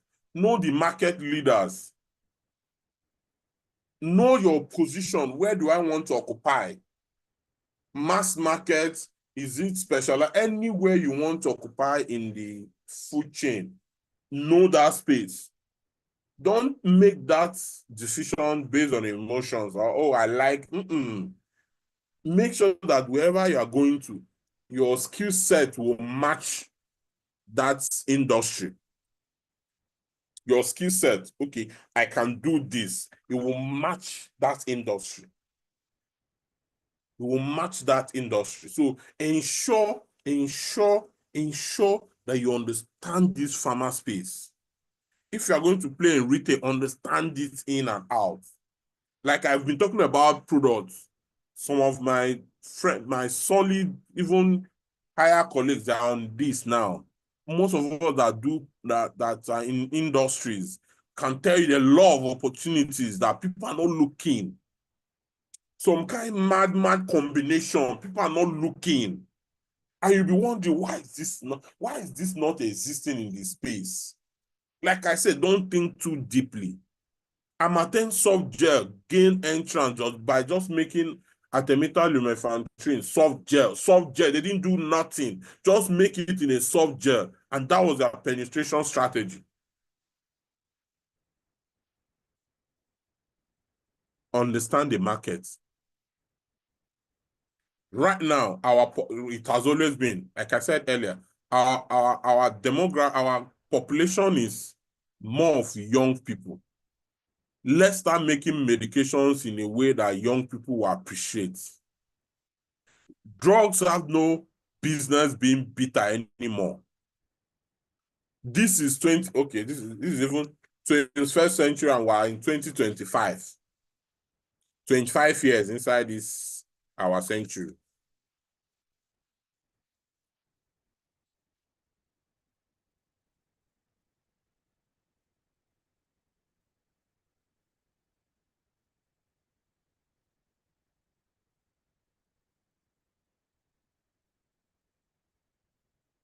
So people are saying this section should not end. Abio, should not. That's why, you see why I wanted I don't like the fact that this thing is only admitting 100 people. We should be at least 400 here. Imagine we're up to 1,000 people listening to this. Imagine the impact. So I'm going back to it. Like someone said, why is metronidazole still bitter? Why is Flagyl still bitter? Okay, Joel, see, at some point, it was looking as though I was running mad. This is 2024, and Flagyl, metronidazole is still bitter. Come on! What is going on in this space? And we still have a lot of drugs, the ordinary coating. And that day I was looking for anything, any metro that was coated, no single one, no one. Why can't we do it in soft gel? Why can't it be in capsule? Oh, and see, Forget what you know, what you were taught in pharmacy, and this product cannot be done in this form. All that is bullshit. With technology, we can do anything. We should be able to do anything. It's either we're not serious with it or we just don't want to innovate in this space. Or we're just here to have fun and just do everybody is doing exactly the same thing. Everybody is packing drugs the same way. Young. Look at our demography. Look at our age. Young people are interacting differently. The only sector what young people are wearing now is not what we used to wear. But young people are still taking medication that we used to take before. The only place that is even gaining some innovation is our nutraceutical. Now we're having gummies, we're having powders. I have to change some of my new product to powder. Because, and also make sure we get very solid non-aftertaste sweeteners. Sometimes to pity my manufacturers. This one will not work. Now you know, oh guy, what I don't know, I don't understand that. Make it work. I need it to work. So what I'm saying is that you need to understand the market and look at what are the pain points. What are people complaining about? We're not saying do one drug that when you take it in 5 years, you're not taking. Those are extreme cases. We're still battling with flagyl being bitter. And we're here every time. We'll gather anytime, we'll gather and go, gather and go, gather. Come on. Come on. We need to sit up. We need to sit up and we need to sit up seriously. I'm almost getting emotional about it because sometimes I feel a lot of us were not saying these things enough. We are not. We're just few. And when you pay and say, no, will Nigerians afford it? Cut that crap. Don't let anybody tell you, once can you afford? See, Nigerians are buying Lamborghini. You didn't see Davido new Rolls Royce. Oh, you didn't see that new Burna Boy's Ferrari. 1.8 billion for one car. Be playing. Yesterday, I was out till late, almost 1 or 2 yesterday. My big man party. You need to see all the cars there. I saw last year's no car I didn't see there. They're on, there's no one foreigner there. Then when it's time to make medication, you will not remember. Can they afford? Are you sure Nigerians can afford? See, there is market for everybody. There is mass market. There is sometimes even that mass market is in the pharma space that the rule of economy sometimes does not apply. Because you see a man, the man is old, looks like he doesn't have money. But if that man is glucophage is taking, if you offer him another metformin, you tell his glucophage that the doctor told him to be, that man can use his life saving every month to be buying glucophage. Then you are there thinking only, oh, let's do only affordable. Generic medicine should not only be cheap. They are generic. They are not necessarily cheap. They should address the patient's pain points. If the patient does not want to swallow big tablets, how do we make this thing smaller? If the patient does not want to taste, how do we mask it differently? If the patient does not want to feel like I'm taking medication, how do we make this patient take it? If the problem is flavor, how do we flavor it? Why should medication be smelling like medication in 2024 going to 2025? Maybe I should drink coffee and mind my business.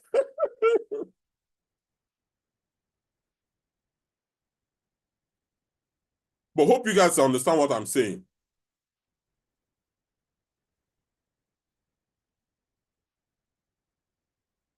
Yes, yes, we do.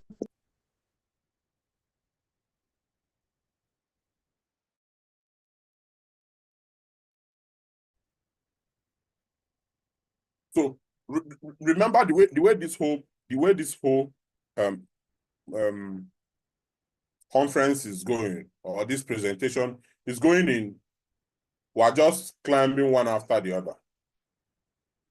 I'm taking you guys through a journey. Just follow through.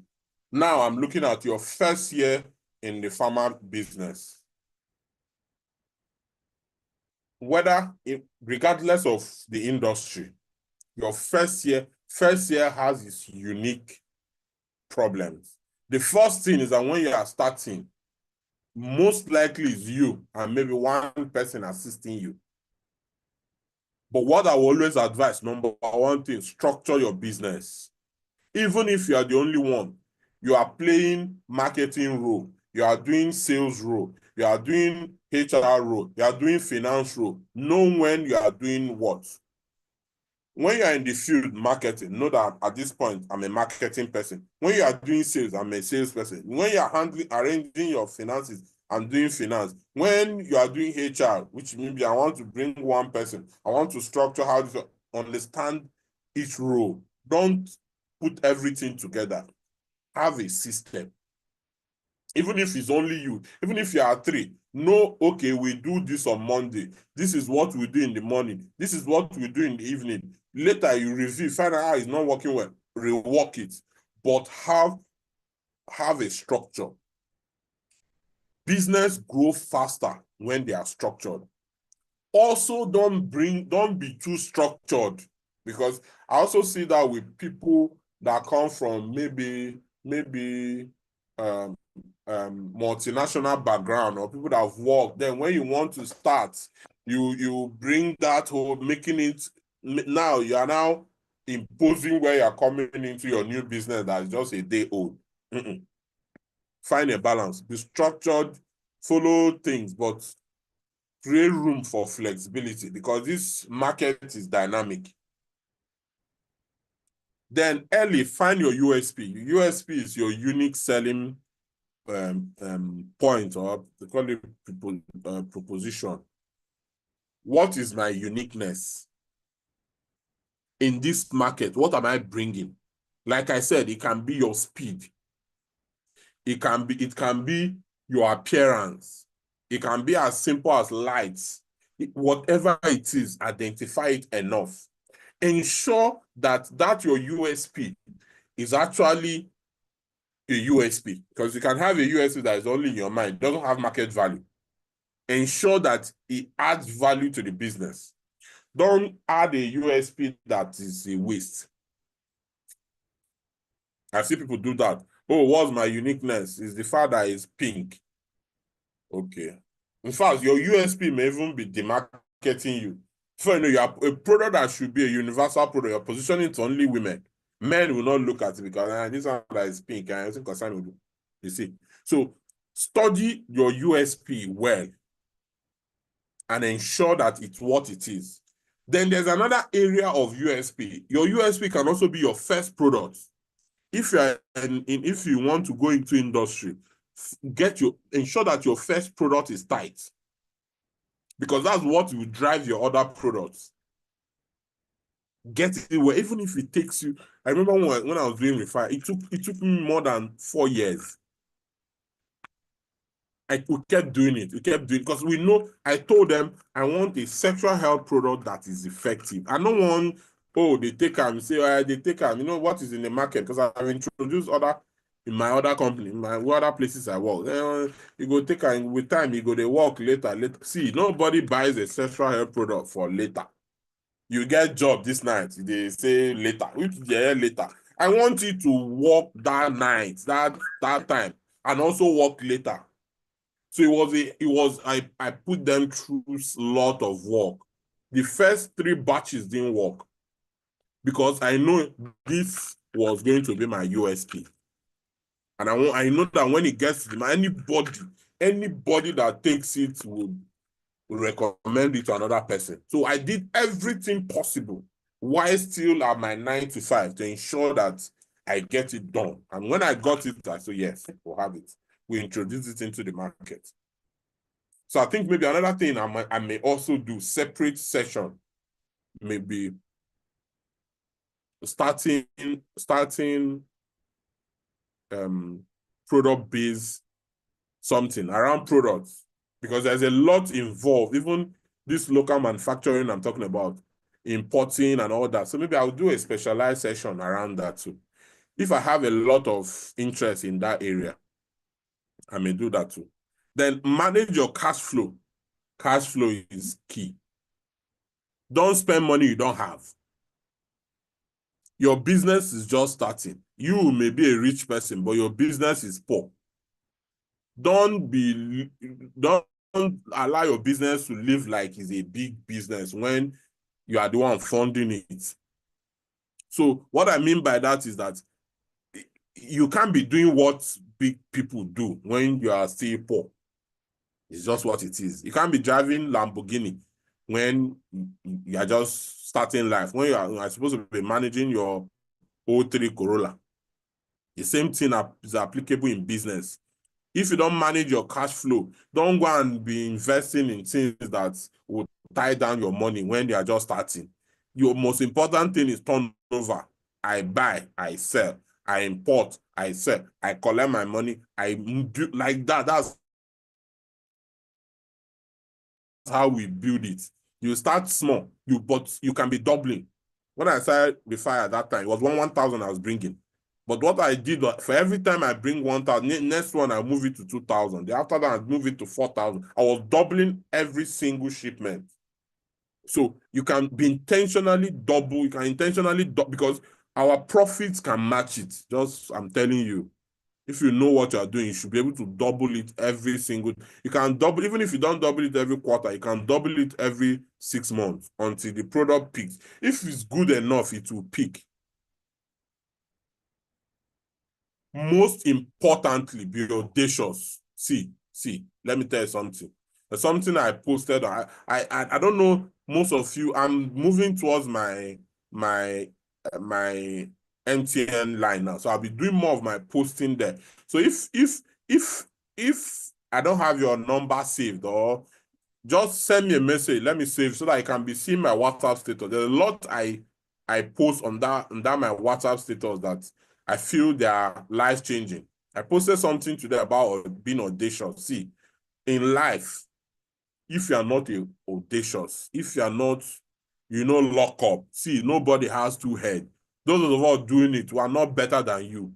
We are not smarter. We are not anything. The only difference is that we are audacious. We talk, say we will do it, and we are doing it. If you yourself, you're audacious, you decide that this is what I want to do, guy, in 2-3 years' time, you're already doing it even bigger than we are. Nobody that is successful that is better than you. All the people you admire, they are not better. Some of them, you are even smarter.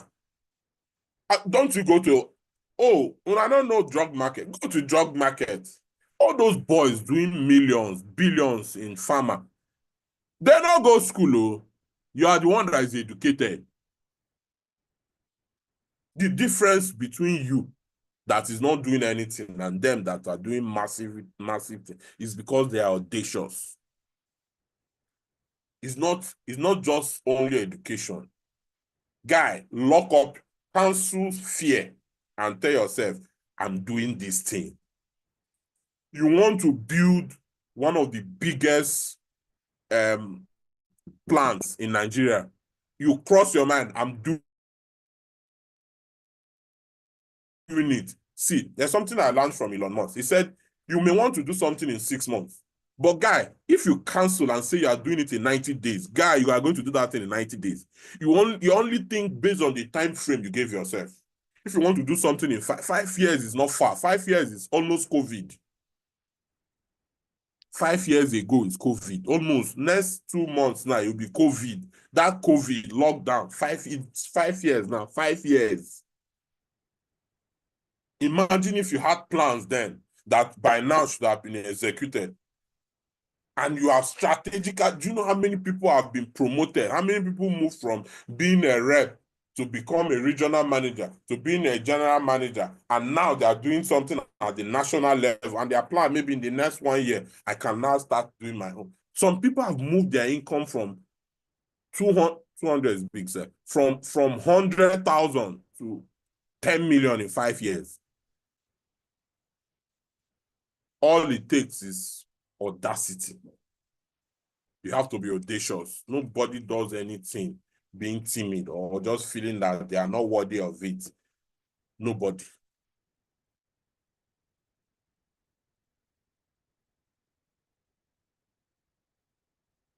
What's time now? Time has gone. Are you sure we'll not continue this? Is now the main thing want to start?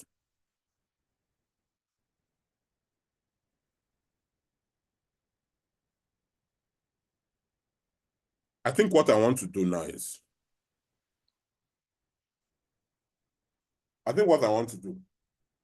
let's start this. Let's take a break. Okay, so someone said we can take a break. Let's take a break.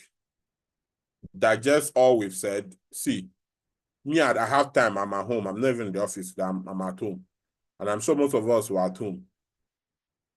This is we're doing like a crash course on business, on startup. Now we're going deep into funding.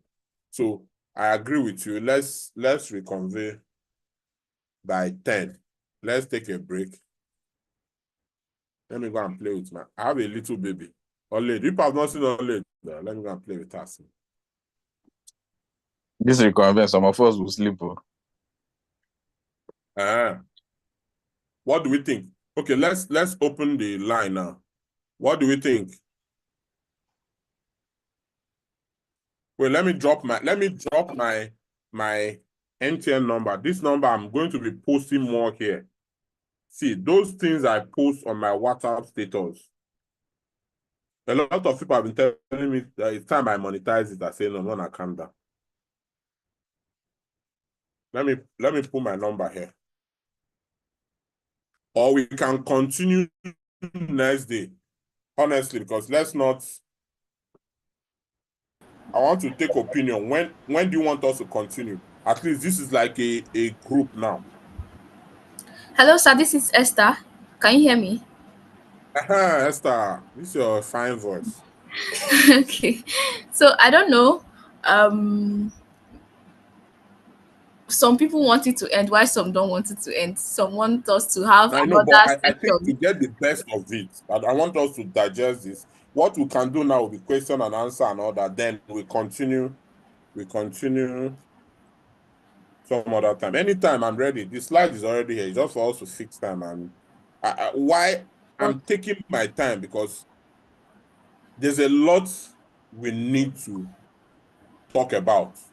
So it's not something that, we're wasting time. You understand? Okay. I'm Okay. writing my Can we MTN. This take one, so we just questions? yes. Can we And take I like my questions and projections sorry, now? I keep interjecting into your talk.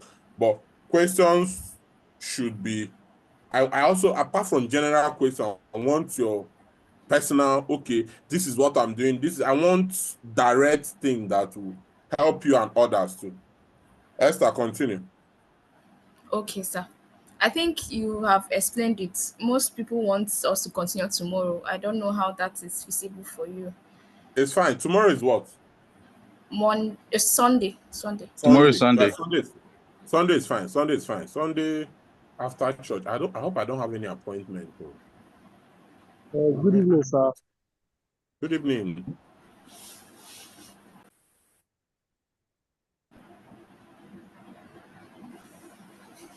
Well, let me look at number again so that I don't. This number, I'm moving towards it. 3, 3, 8, 5, 7, 6. But let's continue today, Avec. Yes. Hello, sir. Good evening, sir. Good evening, Kingston. Okay, I wanted to suggest, since we are on this particular page now, how about we just we continue to 10? on this. But Maybe we'll now look. one thing with classes, when you are going to you can see this slide. We are going to deeper conversation. Let's not have information overload. Let's digest on the one we've taken in. Then I think the idea of tomorrow is okay. One thing I know for sure is that everybody here is serious. But for you to have been here to this point since 7 means you are serious with most people. 30 minutes, they are out of the Zoom. But you guys are 100%. This is still 100 people. Everybody is still here. So which means there is value, and it's not just only about value. The person receiving the value is taking it as a value.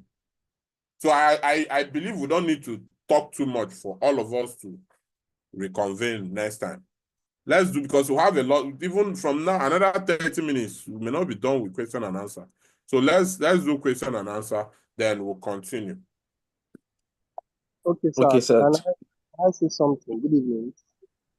Good evening. Just do small introduction. Just say your first name. Okay, my name is Tekena George. By the special grace of God, national chairman of the PSN-YPG group. Oh. Sorry, I'm joining in late. I've been off and on because I'm currently in traffic. But Okay. I've been able Good to have you, chairman. I've been able to listen and tune to some of the value-added things you've said, and also enlightening us and charging us to take advantage of opportunities in the pharma space. And I just want to add to what you've said and to what most young pharmacists have been pointing out here in their message box. And we can have this section again tomorrow. I think it's pharma business series. So since we'll see, we can do series 1.0. We continue tomorrow, and some other time we think, maybe 2 months, we can do series 2.0 and see how we can load our young pharmacists with more value and charge them to do the most in the profession. So I'm 100% up for it. So I'll quick indulgence, we can continue tomorrow. Same time, you have our support and our commitment to make everything happen. Thank you, my president. Thank you. We'll have the support of the number one person. Let's go on. And it's good. Also, the same, I also like the way, I honestly like the energy in the YPG now. I think that has been growing over the years. And I like now that you are more proactive. Anything that is positive, you jump on. This meeting, I decided my biggest challenge is time. I'm everywhere. Sometimes to catch me even in one place is hard, but I decided on it and I mentioned it. In fact, instantly, all of you jumped on it, and that excited me the most. So I like the way the new administration, even the previous people, I usually do programs with YPG, and I like the way they've been comporting and doing the whole thing. So we have a lot more to do. I have, even in my personal project, I have the whole N I talked about earlier. I'm going to drive that with whole N. I discussed it with Precious. Maybe later I'll discuss with the president too. I feel young pharmacists need to earn massively for what we do on a day. Most those of us in the community space. So I have something that young pharmacists particularly will earn massively while working in community pharmacy. I won't do too much. I won't say too much on that, but so there's a whole lot more beyond this. And like the president said, let's have, there are other places. I've mentioned one. There are other places we can tilt towards. It's a series. We just keep working on it. The thing is, there are big things sometimes you don't even know how it will start, but you just start. This started casually, but I know that there's a lot of value I've been meaning to share over a year or so now. So let's go on. More questions, comments, and all that. Onyebuchi. Yes, sir. Good evening, sir. How are Good you? evening. Fine, thank you, sir. I want to thank you for your time educating us from 7 p.m. till now. You know it's not Thank you. easy. We know you have a lot of things on your plate. Thank you very much. We really learned a lot. I want Yes, to ask, sir, I will learn more. thank you, sir. On one of the slides, there was something about take a crash course or take more courses on sale. I want Yes. to ask if there's anyone you know that you would like to suggest for us to use or read or something. Any course or book you Books. advise us to start with Yes. I'm on sale, sir. yes. I'm heavy on books. I'm heavy on Yes. books. I'm actually in my study. This is where my home library is. Sales and marketing. I always recommend I don't also like recommending plenty books at the same time. I don't know if you can see this one. Get your hands on it. Blue. Okay. Blue Ocean Okay. Strategy. Blue Ocean Strategy. I feel Blue Ocean Strategy is one strategy that I think is deeply applicable to us. It's not directly, of course, there's sales part of it, but it has to do with, it's still the same way. I think this book also formed, I started reading early, but one book that changed my trajectory as to how I see problems. It shows that everybody, it divided the ocean into blue and red ocean. So the red is, it's choked. It's like the way we see everywhere. People feel even community now is overpopulated. There is pharmacy everywhere, but that is red ocean. You can think of blue ocean strategy, which is what I said earlier. You can decide to, instead of expanding horizontally, you can decide vertically, you can expand horizontally, where in that place where you are, let's 10x what we are doing. So there is blue ocean opportunities in every business. You just need to look deeply. So I will always recommend Blue Ocean Strategy. I have lots of books that I always recommend. There's another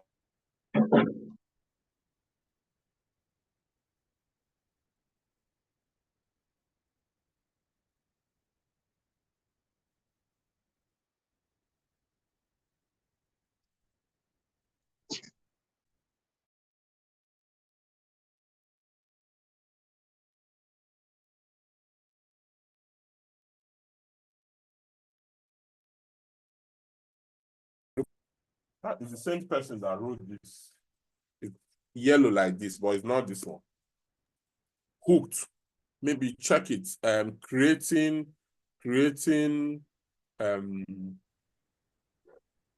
addictive products. Creating something addictive. It has to do with I'm mentioning books that will help at the early stages. It has to do with your ability to make your products addictive. Not like in the negative sense, because if what you have is something that people will always come to, then you will never run out of business. And there's a science behind an addictive. Most products we consume, most of you use iPhone. The iPhone you are using is addictive. Why? Because of the experience. So these books are mentioned on a different level in terms of how much it will improve your mind. So then sales, direct sales, sell or be sold. Though the guy Grant makes a lot of noise, but every salesperson need to look at this too. Sell or be sold. then marketing, then if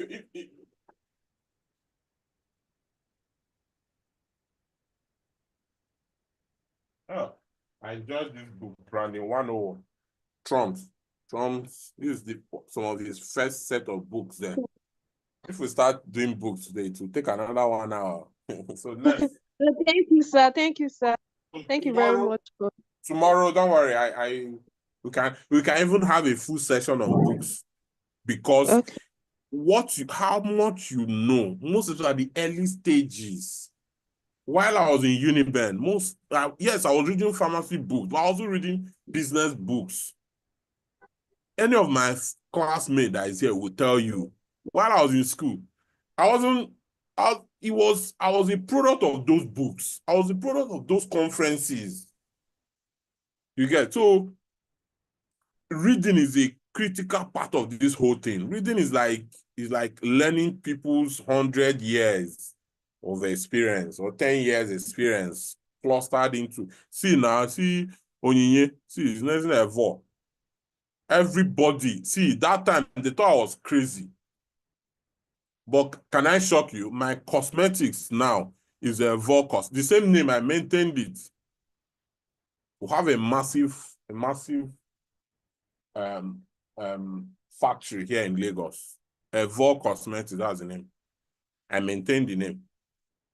So you never know that small thing, that hair business you are doing in school now. In school now, you never know how much it will metamorphose to in future. The name Evolve wasn't anything serious. I only turned love upside down. But while in school, I turned it into a household name. There's nobody that went to Uniben as at the time. If I wasn't even in Uniben, even Benin as a whole, as at that time, I didn't know Evolve. They're not possible. I'm only talking to young people. Get serious with anything you are doing. So Sunday,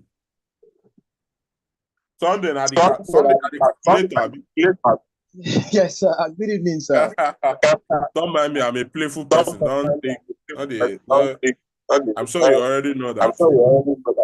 That's sure I know, sir. Thank you, Dr. Shibo, for this amazing session, sir. I must say, I was quite blown away, actually, sir. So, sir, just a few questions. You mentioned about something about innovation, and through the course of the presentation, you said something about blockchain being the solution to fake products here and there. So I was thinking, sir, I'm actually from the University of Jos,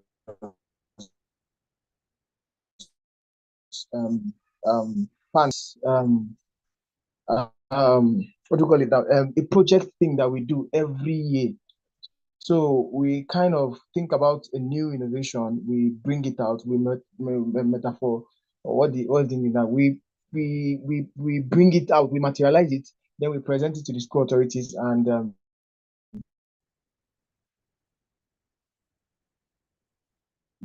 if it's something really good, they kind of help us to chances that the students like me can really venture into blockchain as relating to in the market, sir.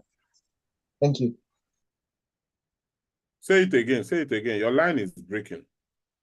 Okay, sir, can you hear me now, sir? I can hear you now. So I was asking, is there any chances for someone like me, a student now, making blockchain to incorporate it into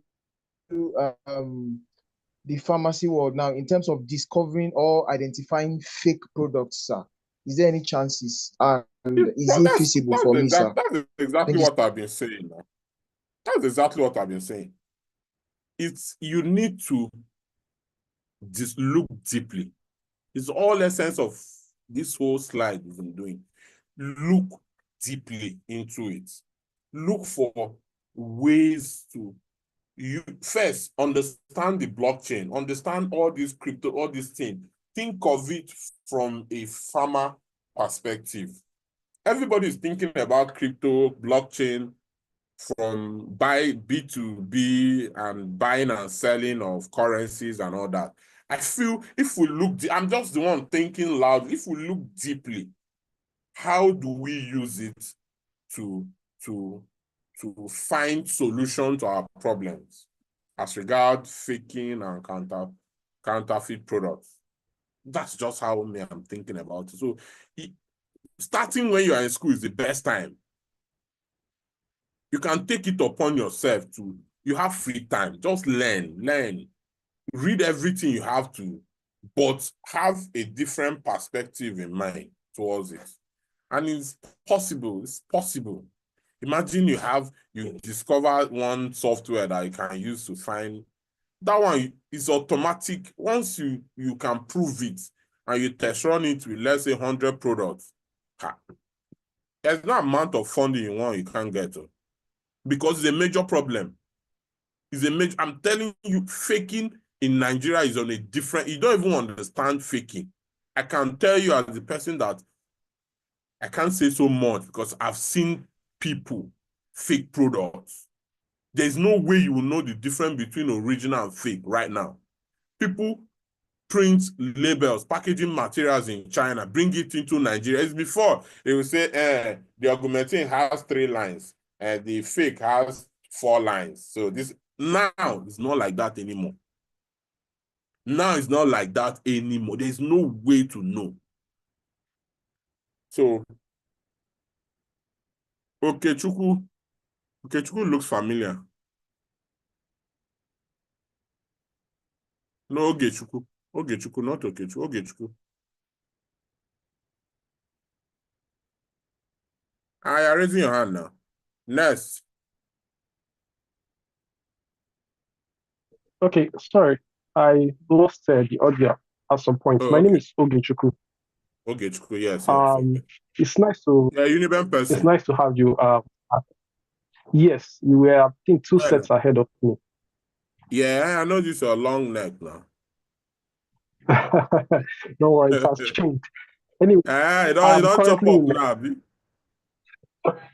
Thank God. I'm currently in the healthcare finance and advisory sector. So a lot of what you've spoken to are really what I see on a daily basis. I work under the credit analytics arm, and though we do credit debt finance, we don't do equity, but just to encourage every young pharmacist here that there is value in the pharma industry. Over 90% of our customers are in the pharma sector, and they are in constant need of finance. So this is just even away from pharmacy.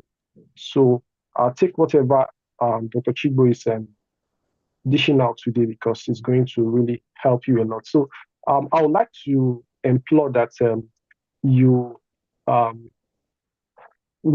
us with the product improvement series. And you mentioned ways to improve already existing products. Your line went off a bit. Say the last thing you said again. Okay. I said I would like you to hammer on the product improvement series, where you mentioned how to improve already existing products. Use Flagio as an example. So I think that is an area that we can actually leverage. It's a low-hanging fruit that we can actually leverage and then make something out of it. Thank you very much. Thank you so much. Okay, please send me a message, because we'll have talk again later as regards that debt financing for as another project. Just send me a message so that I drop my WhatsApp, my MTN number. Let's chat up so we can see if we can also see how it works there. No problem. I will reach out. Thank you. Thank you so much. I appreciate. Next person. Jacinta. I've spoken before now, but it's fine. Yes, I've spoken before. One last question, sir. Yes.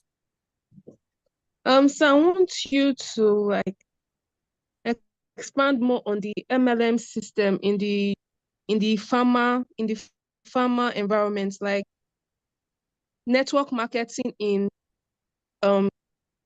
zones like nutraceuticals and other herbal medicines. I want you to talk more on that, and is it advisable if, for someone that is starting a capital like that, trying to build a company like that, MLM, would it be advisable to Yeah. use for such a business? MLM is proven to have worked, and it's still working any day, anytime.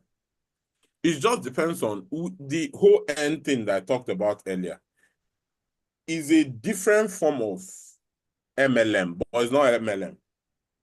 So, like I always say, look at everything critically and don't think too deeply. So, it's an extension of MLM, but it's different because you're not buying any product. You're not the only thing you are doing is recommending products, product to customers, patients, and you are getting rewarded massively. So, and it's direct reward from us because we have a technology we built to record transactions and all that. So it's a form of it. Any day, anytime, people want reward. And if you can give it to them, it works perfectly. Okay, sir. It works, Thank you, sir. it works any day, anytime. Come on, then. It works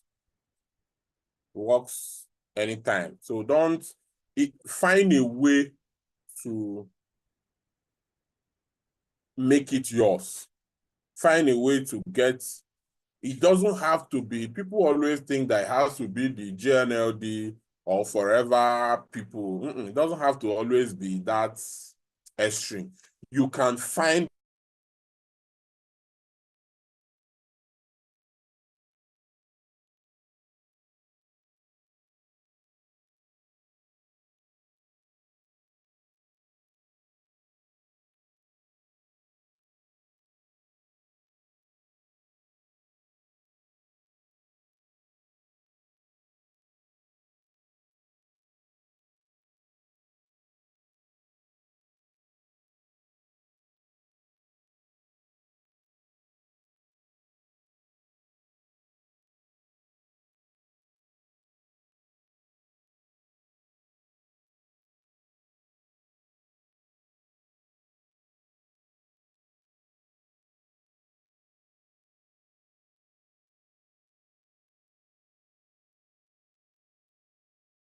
my line went off a bit, but I think we're back now. Okay. Kingston. Good evening, sir. Good evening. How's it going? Going well, sir. So, first, I would love to say thank you for today's teaching. Yeah. The charge alone is enough to push someone to start something immediately. Yeah. So, thank you, sir. But I want to digress a little. I know you said a lot about the pharmacy as a whole, logistic, brand building, executing better plan, or being innovative. And you made mention of Herbal pharmacy. Yes. So that's the one I just picked interest. And I would want, like, one thing with Herbal these days is knowing the authenticity of the product. So how do we harness that niche, the Herbal pharmacy, because it sounds promising. And that's it's all I've been saying, that it's one space that's been neglected for so long. We just leave it for onlookers, everybody. But truly is our space to own. There are several areas to it.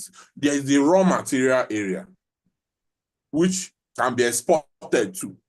There is the formulated area, which too can be exported. There is the retail area. Johnson is a food chain. It's a food chain. The only thing is that of course, it's already existing. It's just that we are not playing strongly in it. We are leaving it for market women. We are leaving it for agbo sellers.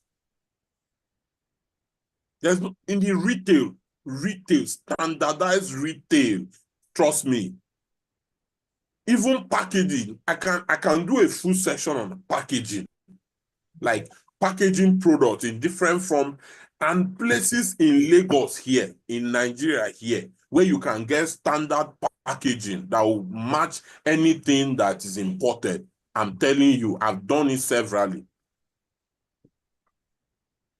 So, because the only way we can scale the herbal pharmacy thing is by presenting it well.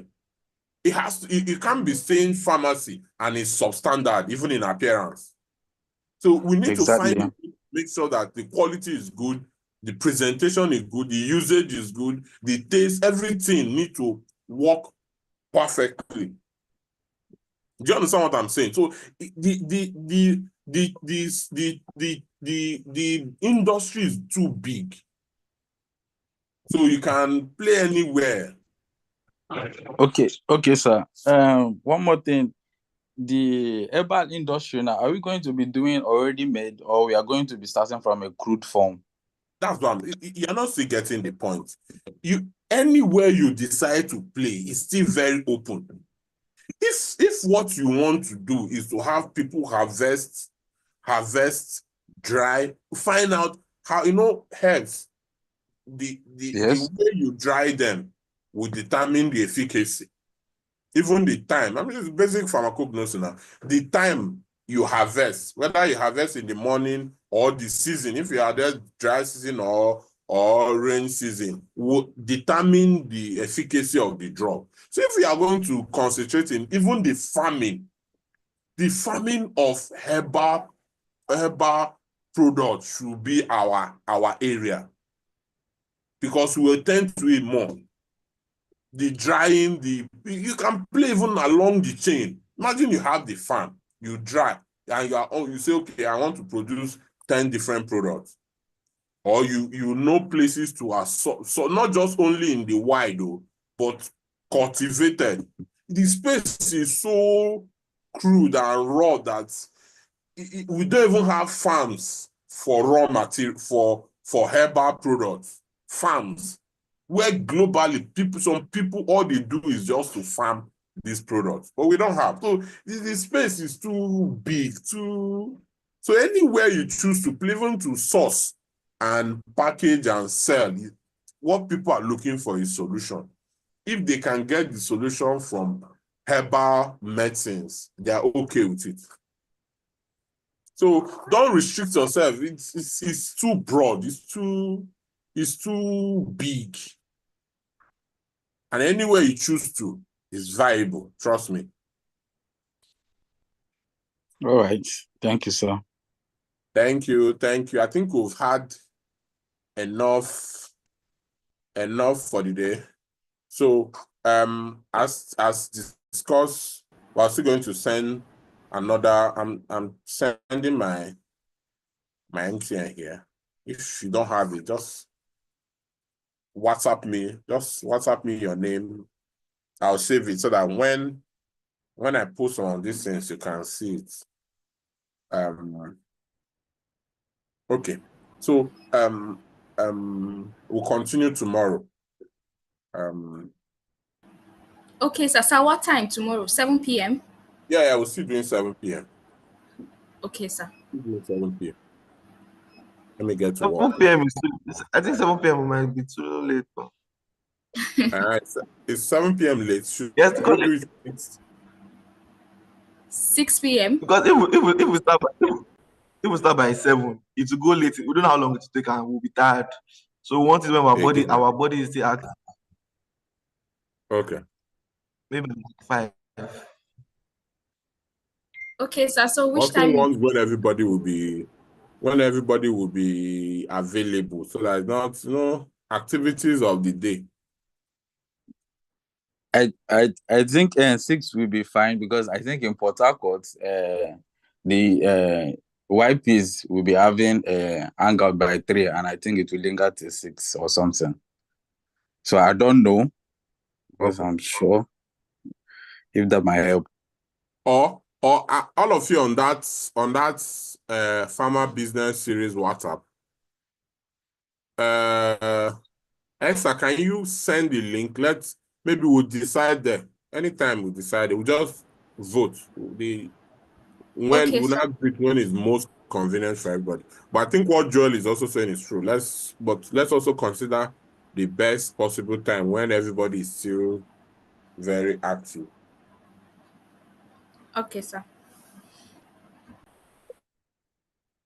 Okay. So I think it's a good time to call it a day. Have a good one. It was nice being here with you guys. See you guys tomorrow. Thank you so Very much. much, Thank sir. you, sir. Have a lovely night, sir.